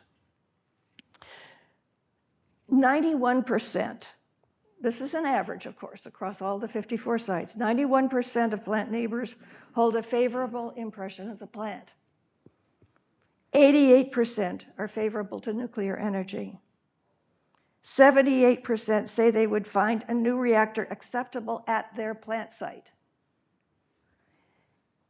And when we talk about SMRs as a new advanced alternative, 86% said that they would find a small modular reactor acceptable at their plant site. So there are at least 54 potential places where new nuclear power plants could be built to meet this need that you talked about and we've heard about. So that's really critically important. What is the reason? What drives this support among plant neighbors? Excellent performance. We have to talk about that. Excellent performance. They see it. They know it. Good communications. The utilities have put a big emphasis on outreach into their community. 3, familiarity. The people who work there live there. They have children on their baseball teams. They have children who play soccer. They go to the same churches and synagogues. So they're family. And it's interesting how they view this plant as their plant. There was an issue at one point with a plant in Ohio. The CEO said, we've lost the public trust. We did some focus groups and some surveys. In the focus groups, virtually everybody said, we're mad that this happened to our plant. It shouldn't have happened. But they've got to do everything they can to get this plant up and operating right away.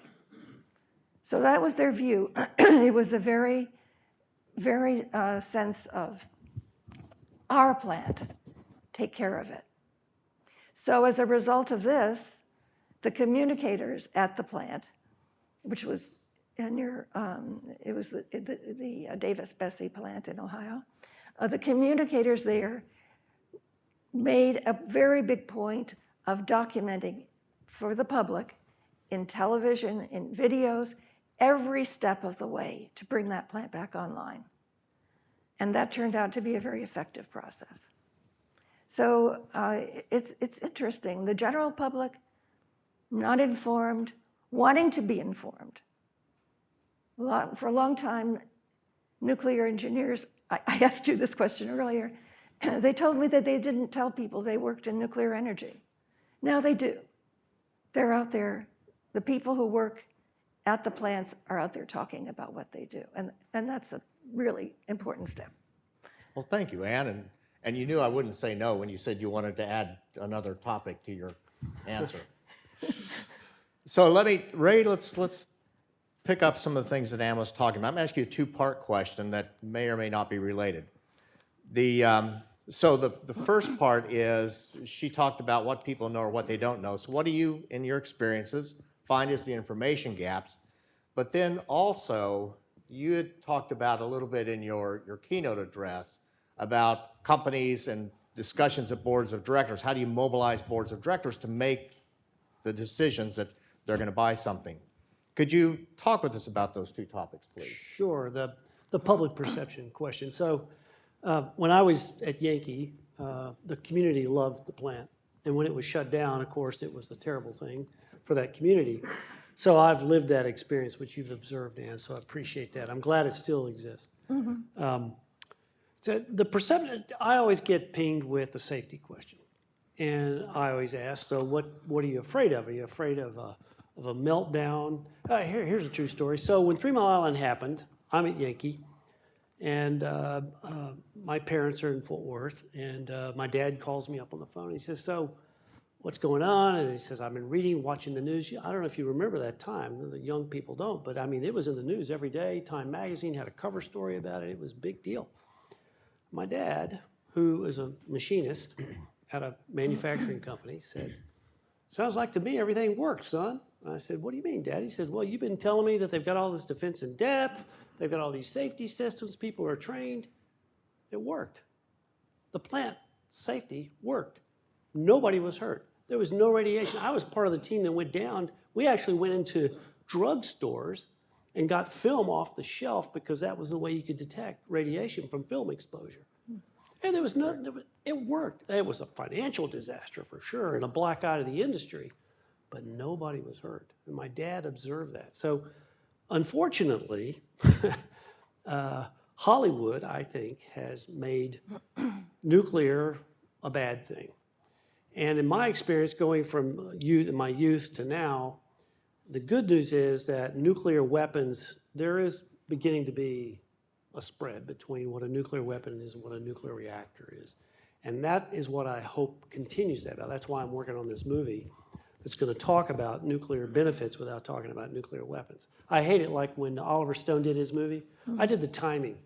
There were 12 minutes of atomic explosions in the movie. I said, why? If you're going to make a movie, so anyway, I think socially, there's just a lot of bad information. It's not bad information. It just leaves you with an impression. And if you're not an expert, you can't tease it out. And so I think people are hungry for the truth. in that regard. So what I get pinged about is safety. And I showed you the stats. It's an incredible safety deal. So that's where it is. On the boards, I think that is more problematic because look, I'll just be honest. It's fear and greed, right? I'm greedy. I want to build something and make money and have a financial, economic impact. But the fear is, I'll go to church on Sunday. I'm a director of a big utility. And people say, why did you vote for that plan? It's scary and all that sort of stuff. So there's this nuance there. However, there used to be a time, I don't know if it's still true, maybe someone knows, when a utility had a legal obligation to provide power at a reasonable price to the public because it was so important to public safety, public health, public everything. I don't know if that's still true or not. I live in Portola Valley. PG&E is a terrible provider of power. My power goes out every week. Every week I'm without power. When I was a kid, we never were without power. Now I'm without power every week. And PG&E comes out, oh, woe is me. And by the way, I don't know what you pay here in Washington, but my rates are 61 cents. Probably 10 times the national average. So I don't know how that got bad. So these utility people have to deal with this sort of external factor and whether or not. And so I think the conversation in the boardroom is, yeah, the greed thing's working, they can see the math and it all works out. But I think at the end of the day, that fear of what's the public gonna say if something bad goes wrong. I haven't seen the final analysis of the Vogtle plants, but I believe they are the cheapest power that Southern has, even at $15 a watt for construction, because they're gonna operate for 80 years. You take that math and divide it out over 80 years, it's a great deal. So I think the boardroom they're gonna be forced to make decisions. And it's easy to say no, it's hard to say yes. And a CEO like Tom Fanning or other CEOs, Jim Burke down at Comanche Peak, those places, they are living it. They have the experience of success, and they're gonna have to bring that into the boardroom and talk about it again. I appreciate your perspective on that. Just mentioned you earlier, I mentioned to the audience, I've been reading John Malone's book, Born to be Wired, and at least half of it is all the boards of directors he worked with trying to get the telecommunications, cable industries to evolve and move into a modern age. It's complicated to get all that discussion done. So Jim, let me turn to you now. One of the things that I really like in your writings is how you bring a particular issue into the broader context of topics. And recently you've written about energy, nuclear power, how those issues then relate to the public mood, people's thoughts on inflation, people's thoughts on their international conflicts, or whatever might be bothering them or at least energizing them at the moment. So the issues that have been talked about so far today, how do you connect those issues to that broader context? How do we have to discuss those well? Well, first I want to say one, I have read a bit about 3 Mile Island. I've watched a few documentaries. I had never heard the story about, people actually going to the local store and seeing if it had affected the film. That's like a great, that's absolutely great little You're vignette. talking to somebody that was given that assignment. That's amazing. That's really amazing. I also want to just real fast, if I could ask Ann a question. When you were talking about, do people feel knowledgeable and there's some enthusiasm about nuclear, but they feel like they don't know much about it. Was that different?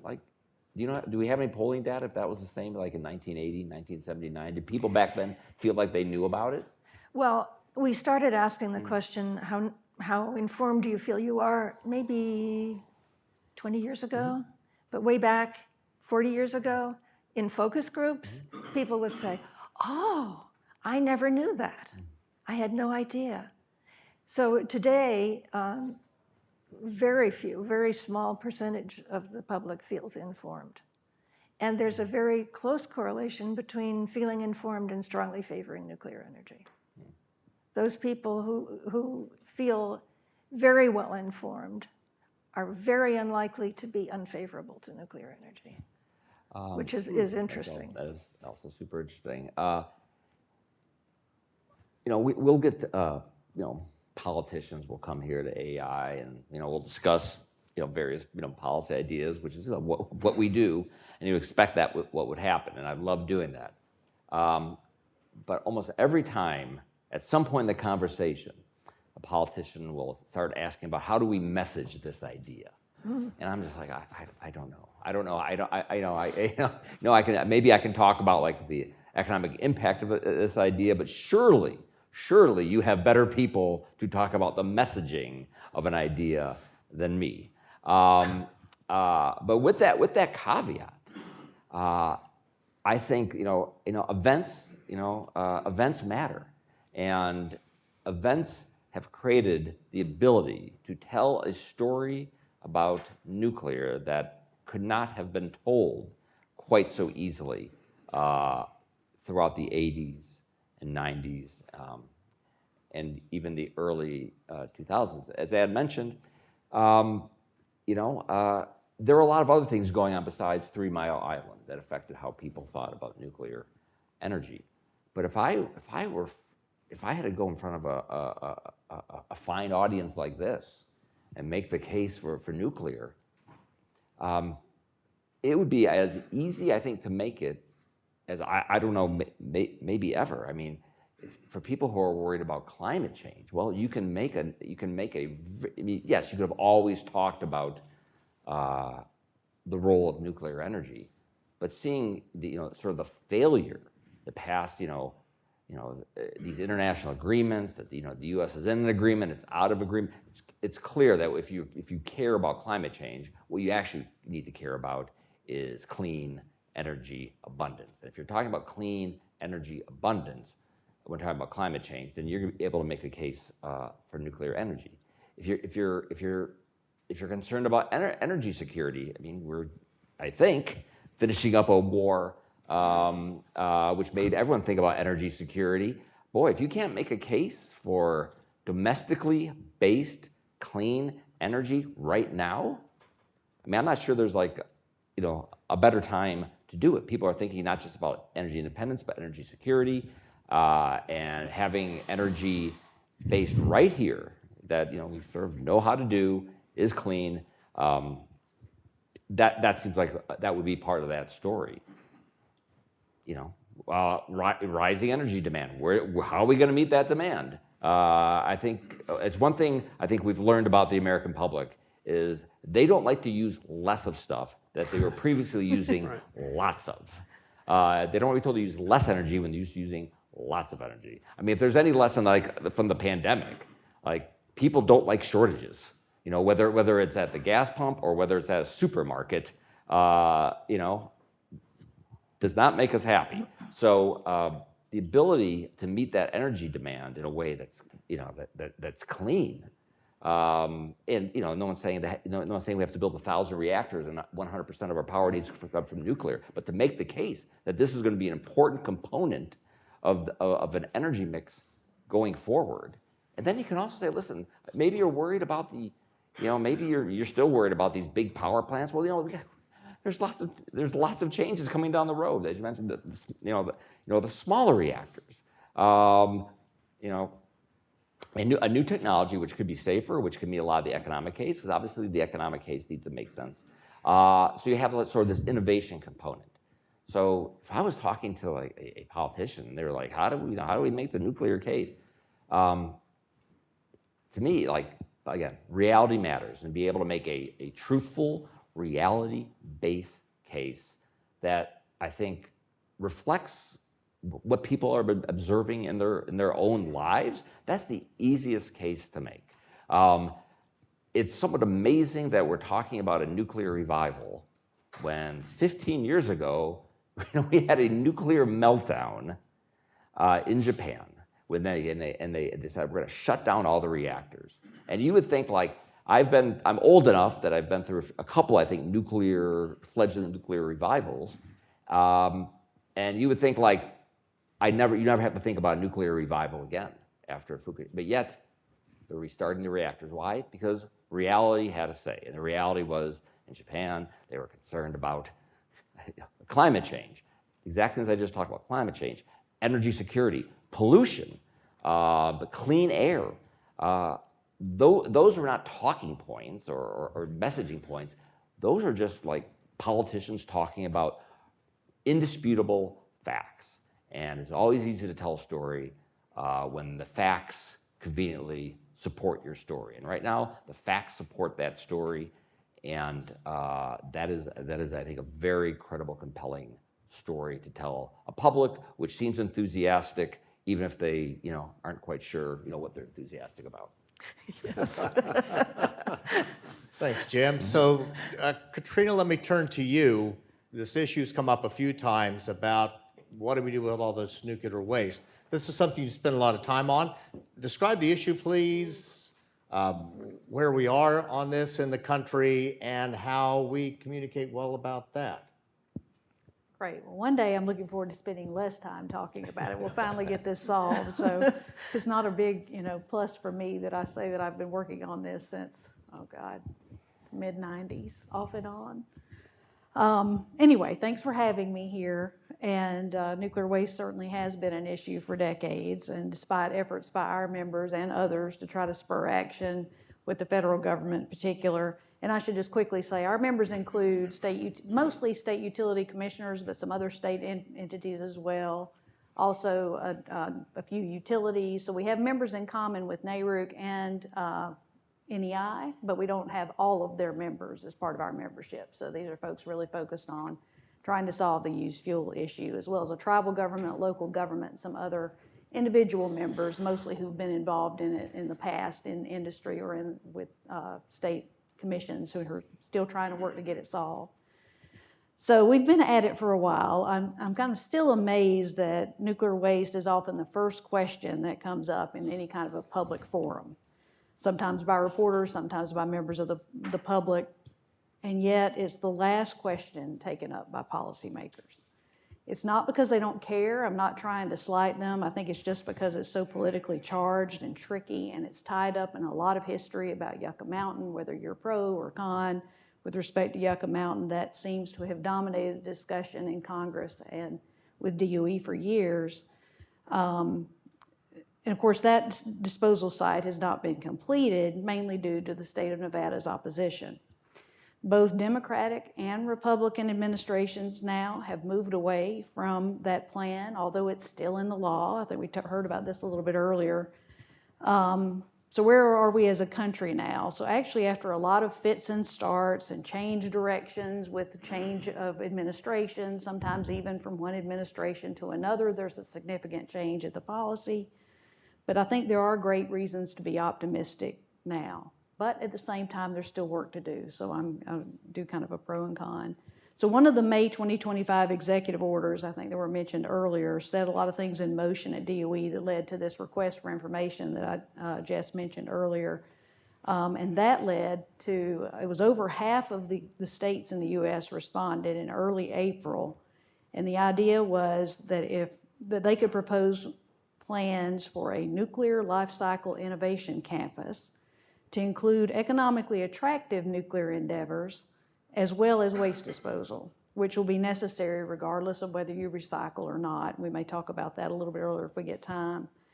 We're told that all other things equal, the proposals addressing the waste, out of those 25 to 28, somewhere in there, proposals, that the ones that they address waste are more likely to lead to a memorandum of understanding with the Department of Energy. We hear that there'll be 3 or so in a matter of months. So all this is going really fast, especially for government. We understand that those states want to see changes to the Nuclear Waste Policy Act. I think that was mentioned, to facilitate their waste management plans. And legislation is a big part of what I mentioned about we still have a lot of work to do, and I suspect there are a lot of you in the room that can help us get that done. So we want to work with you. I want to say that the nation absolutely needs a repository for waste disposal. Again, even if we recycle. 2 big factors to achieve that are trying to get more independent management over it. Getting it as far out of the government as you can would be ideal. And it's not that I'm some against government person, it's that we can't seem to work on these huge infrastructure projects that cost a lot of money and take a lot of time, with it so deeply embedded in a political cycle. And so I think the further we get away from that would be better. And then the other thing would be getting sustainable access to the money that's already been collected for this purpose. So there's over $50 billion of balance in the Nuclear Waste Fund that was collected from electric customers, from in the 80s up until 2014 when the court stopped collections. And the only reason it was stopped is because the government wasn't performing as it was supposed to and start taking waste in 1998. And that's really why our organization exists, is to try to make sure that the government meets its obligation to start removing this fuel and to protect those electric customer payments into that nuclear waste fund.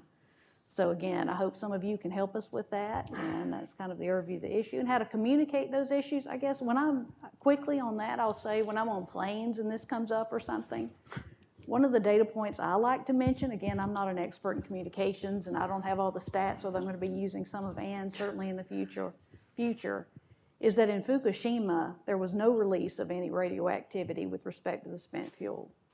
So spent fuel, used fuel, nuclear waste, whatever you want to call it, it's really well protected in that on-site storage. And so a lot of people are scared of it, but there hasn't been a release even in a tsunami. So it feels like that, that is something that maybe could be compelling to people to not be as afraid.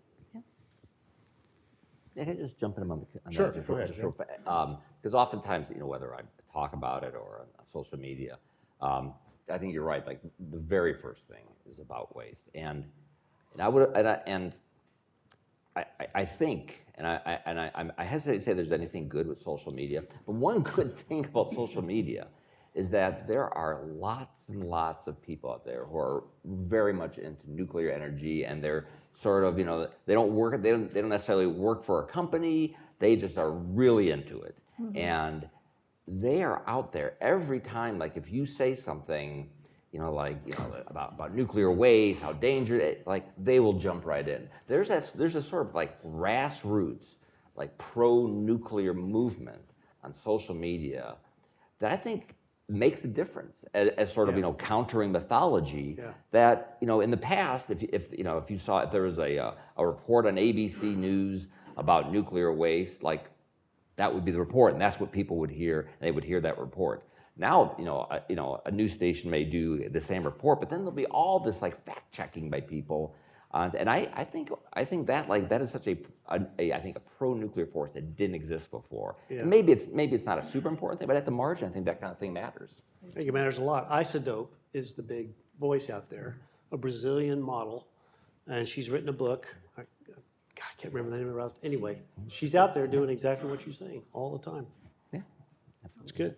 I just have a information. So everybody in here is because you like nuclear. So how many reactors are there in the world? Power reactors in the world. Anybody have a guess? Oh, you know. Yeah, you're right. Sorry. About 460. Did you think it was that many? 460. How many have ever had a problem? 3. So, I mean, the numbers, that's just an information gap right there. Nuclear waste. How big is the waste problem? Physically. It's a football field about 3 meters high. That's how much waste there is. Now, we do have to solve it if we're going to build another 100. But it is a small technical problem. Yes. And there's a company in Wisconsin that has built an NRC facility, it's not quite finished, called Shine, to take that waste and transmute it and separate out the long-lived from the short-lived stuff. So, I mean, the technology is just, it's all political, in my humble opinion. Very. Right, I have a lot more questions, but we're at the time where we need to break for the, oh no, you're doing fine. Ann, I'm gonna squeeze in one more question for you before we go to the audience. Picking up on what Jim had talked about, and was picked up by the others as well, is that in the political arena, if you're the politician especially, you've got like 15 seconds to get your message across to your constituents. So how can that be done well? What is it that someone in the political arena can do, but then also how can they sustain the attention long enough for actions to happen? We have a special problem today, and that is a crisis of trust. And what we are finding is an absence of trust in message statements.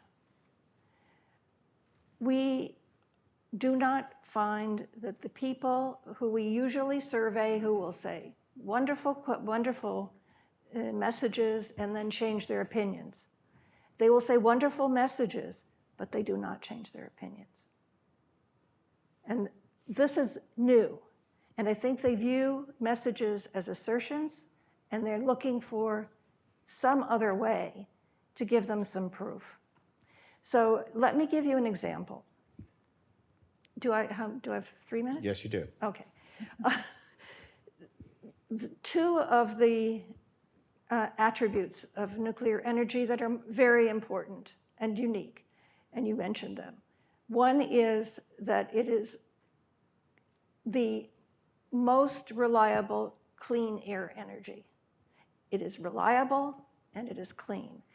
Reliability and clean air are the two of the top considerations in electricity production for the public. So when they're looking for electricity production, they really would like to see, above all, reliability and clean air. Nuclear energy has both of these. So we tested a message that we've tested many times, and again, that fell flat. I mean, they thought it was a great message. They thought it was a really good reason to use nuclear energy. No change in attitudes. So another time, we tried something else.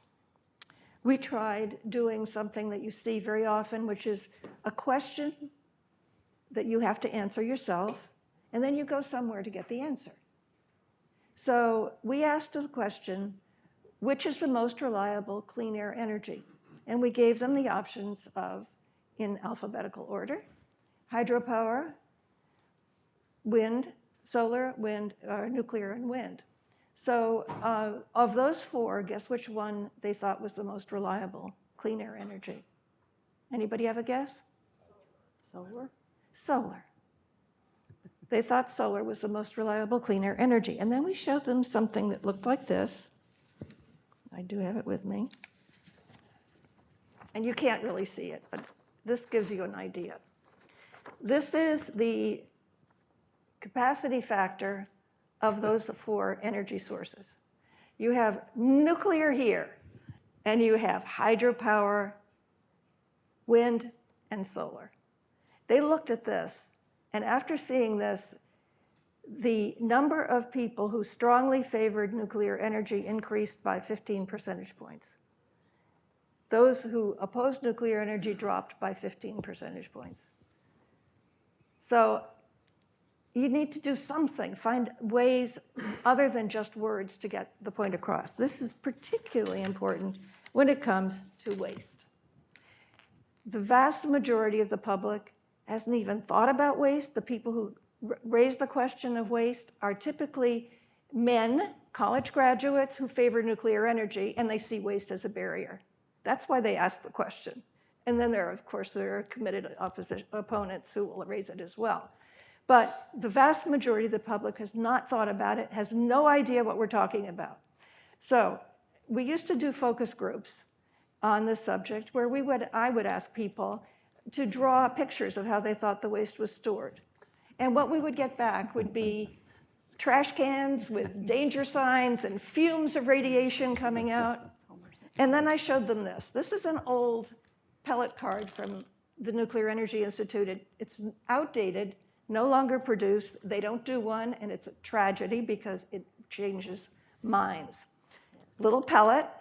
On this side, it shows you a solid coming in, a solid going out. On the other side, it shows containers at the site. And it shows a man, a worker, with a hard hat and a little taking notes, walking by where the waste is stored. This is just extremely useful, especially when people have just drawn pictures that look quite different. So you have to think of other ways to change people's minds. That's be a little creative. All right, well, thank you, Ann. So now let's take some questions from the audience. I'll open the floor. So raise your hand. We'll get a microphone to you. I'll decide who we call upon. But if you're online, please send an email to julia.torres@aei.org or go on X and send your question to #AskAEITech. So from our audience, any questions for our panel? Here in the middle. Thank you. Dave Straka from Capital City Ventures. This is a question that any of you can probably take a piece of, but at what point does public opinion drive investment versus feasibility signals from government? Feasibility signals? Is that what you Yeah, said? yeah. Versus. Oh. At what point?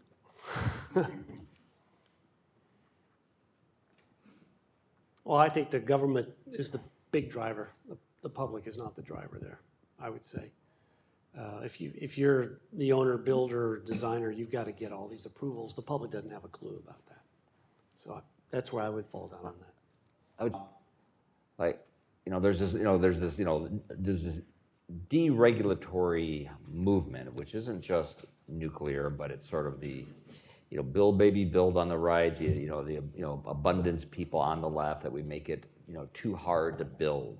And like, to what extent, is that being driven by public opinion? And to what extent is that being driven, this sort of urge to deregulate is being driven by, facts on the ground? And facts on the ground at some point kind of do matter, whether it's, whether you can't build housing, whether you can't build a reactor. So I would think, yes, I think the deregulatory impulse is super important, but that itself is being driven by facts. And I think that kind of stuff is ultimately, obviously I think public opinion's important, but I think it tends to be shallow. And I think what really matters is how policymakers are reacting to real problems happening in their states and districts. I agree. I would also, though, look for where there's a very strong organized opposition. And if there is one, that's something to consider. Otherwise, the general public being kind of like this, in the local community, probably doesn't matter that much, because they can come around with good communications, visiting plants elsewhere and so on. If it's at a local plant, an existing operating plant, there's not going to be that difficulty. And I think I would add, they both really matter a lot, because without the public opinion, the change in sentiment, I think, you probably wouldn't have these legislators that are changing, removing these years-old moratoria. That it's just happened, I think, most recently in Illinois and New Jersey. And I don't know that that's because there's right now some project that they're trying to make way for. I think it's because public sentiment is there, and because there's so much pressure on electricity demand growth, and they need to have nuclear ready to go to help solve some of these problems. But you also need that feasibility part, right? If you're going to be, I come from a state commission background, you need to be able to show the dollars and cents in a state commission environment. You need to be able to talk to the NRC about how you meet their requirements. So they really go hand in hand, and we're lucky, I think, that both of those things are working in our favor right now with respect to unleashing nuclear energy. Yeah. Thank you. Other questions over here?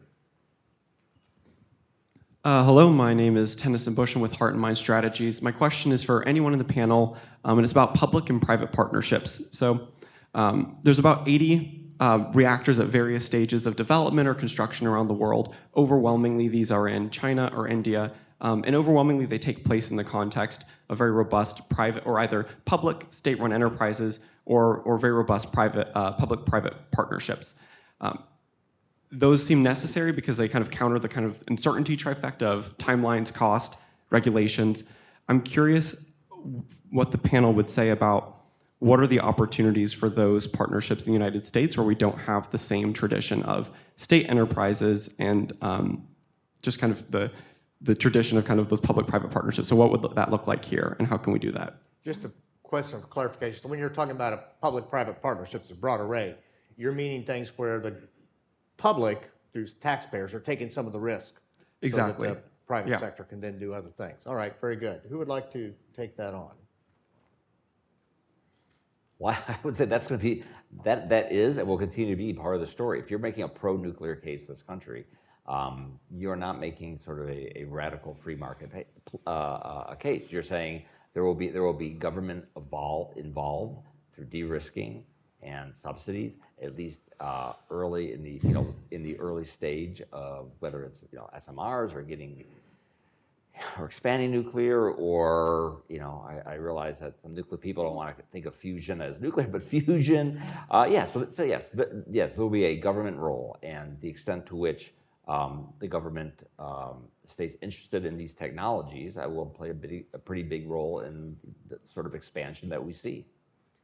Ray, what are your thoughts? Venture capital, how do you view the government playing role of capital provider for this? Good question. So when Secretary Moniz was in, I made a case for him that instead of writing big checks to a few players, that they should adopt a Silicon Valley approach, and that is to write little checks to a lot of players and let 1,000 flowers bloom.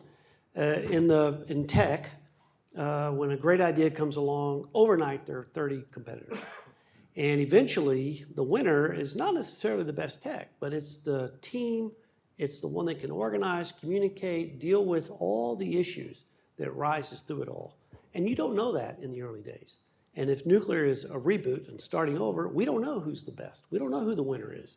So you should let the private sector, through its innovation, let those private dollars work to identify the best tech, the best people, the best opportunity, and then flow it up. Then when something comes to market or comes ready for that, that's when the government can step in. Now, I'm going to hopefully not sidetrack. There's this whole cost overrun and all this sort of stuff that there are people, pro-nuclear people, who are advocating, well, maybe the taxpayer, there should be some insurance policy. I say absolutely not. We should have an incentive system to get things done on time and on budget, rather than let the taxpayer back up bad management, bad project management, and so forth. So I'm a big advocate for an incentive system rather than a taxpayer-backed system. But I think if the government stays out of the innovation sector, the engineering innovation sector, not the science sector, but the innovation sector, and then comes back when there's land and regulation and air and everything else you got to deal with, I think that's where they come in. All right, one last question. You had a question over here. Rob Swinney. You're on. One, I guess, is an observation. When you mentioned, local support, right? You worked at a nuclear power plant. It's about jobs. It's about the tax. We're working on a project we're developing. The county's going to double, triple, depending on how we do the build out, their current base, okay? That's an incentive to maybe your comment over there about drivers. What are driving projects? Projects in politics are all local, and that's where you win or you fail on a project basis. So that's just an observation. I do have a specific question for Katrina. With regard to your looking to maybe unlock the nuclear waste fund, how do you see equity when you have ratepayers that maybe had across the country put money into it, but it's only now going into maybe 2 campuses to be the solution provider? And so with that, do you have any comments to that, and maybe to the others on the jobs and the economics? Well, what comes to mind when we're talking about unlocking the waste. So we've been saying for years, you need to get access to the waste fund so that DOE or whoever's managing the program, we want to get the thing more out of government, either into some kind of Fed Corp or something that's been kicked around now like a new corp. Anyway, I won't get into a lot of details of that. But we've been calling for that for years. Lately, there's been some discussion about, can we use the waste fund to offset cost of new nuclear endeavors and recycling and reprocessing. And we're very concerned about that, right? One of the reasons that we were put in place was to look out for those dollars to make sure they would still be there for disposal when the government was going to put shovels in and do. And 10 billion of that, I think, is what they spent on Yucca Mountain. They're still spending a little bit of that money every year on things like oversight of the nuclear waste fund, but we need to make sure it's there for the disposal program. Trying to think. So with respect to recycling and other endeavors, if there's like a national security reason that you need to be doing other things on nuclear, then that seems more like a taxpayer function. If it's a function that's not just going to be paid for by the private sector. I've been in meetings where they've talked about these things won't take off unless the government puts some money in it. And I've been in rooms where communities have been led to believe that the nuclear waste fund is there for all these other endeavors. But if a state does raise its hand and say, we're going to be a disposal solution for you, then they are, I think, under at least the construct that exists now under the Nuclear Waste Policy Act. Nevada was able to get money from the waste fund, and whoever ultimately provides that disposal solution would be getting some of that $50 billion. I'm not sure if I directly answered that, but hopefully we can talk more too. You know, in the last 10 years, I wore out a lot of knee pads going to Congress, and I didn't care if they were blue or red, because all I had to say was, for the Democrats, it's about climate change and jobs, and for the Republicans, it's about national security and jobs being the common thing. And there's data, hard data, about the jobs created when these plants operate and get are built and stuff. So it is, to your point there, jobs is everything, and it's economic development. And that's why I think the locals are very happy about it. Yeah. Because it's jobs, it's taxes, schools, whatever, parks, everything. You go down to Texas, where I'm from, Comanche Peak, that area. They have a beautiful park. They're beautiful places. So anyway. I just would like to make one point about the jobs, though, if you don't mind, because I'm addressing you. Pay attention, pay attention.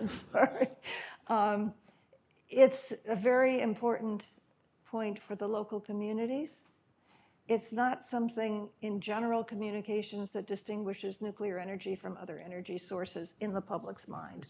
So just keep in mind, it's not a strong selling point for nuclear energy per se, unless you have some charts that show the quality, the number, or something. But in general, it doesn't distinguish. Whereas being the clean air, the reliable clean air energy definitely distinguishes nuclear energy from others. Yeah, I would just add to Ray's point earlier about job, is that these are 80 years, and they're actually starting these projects before that 80 year starts. And then there's a big tail on decommissioning afterwards. So Yes. These are 100-year projects. These are 5 generations of jobs for local communities. Right. And there's not too many businesses that can say, that store is going to be open for 100 years, or that business is going to be open for 100 years. And I think that's a compelling argument and supporting argument for nuclear going forward. Project, absolutely. Thank you. I'm going to add that to my case. Appreciate it. Absolutely. So Ann, Katrina, Jim, and Ray, thank you for all your contributions. As I've worked with people around the world on these kinds of issues, it as always comes down to what is the common theme that holds a coalition together to get something done? How do you sustain that? And you've done a really good job of helping us identify it in this case. So thank you all for being with us. Appreciate your participation. I'd like to thank the AEI staff for making this all possible. I just have to talk to really smart people. They have to make things happen. So I really appreciate their work. So please share your thoughts with us. Let us know what else our scholars at AEI should be addressing. Thank you again for your time.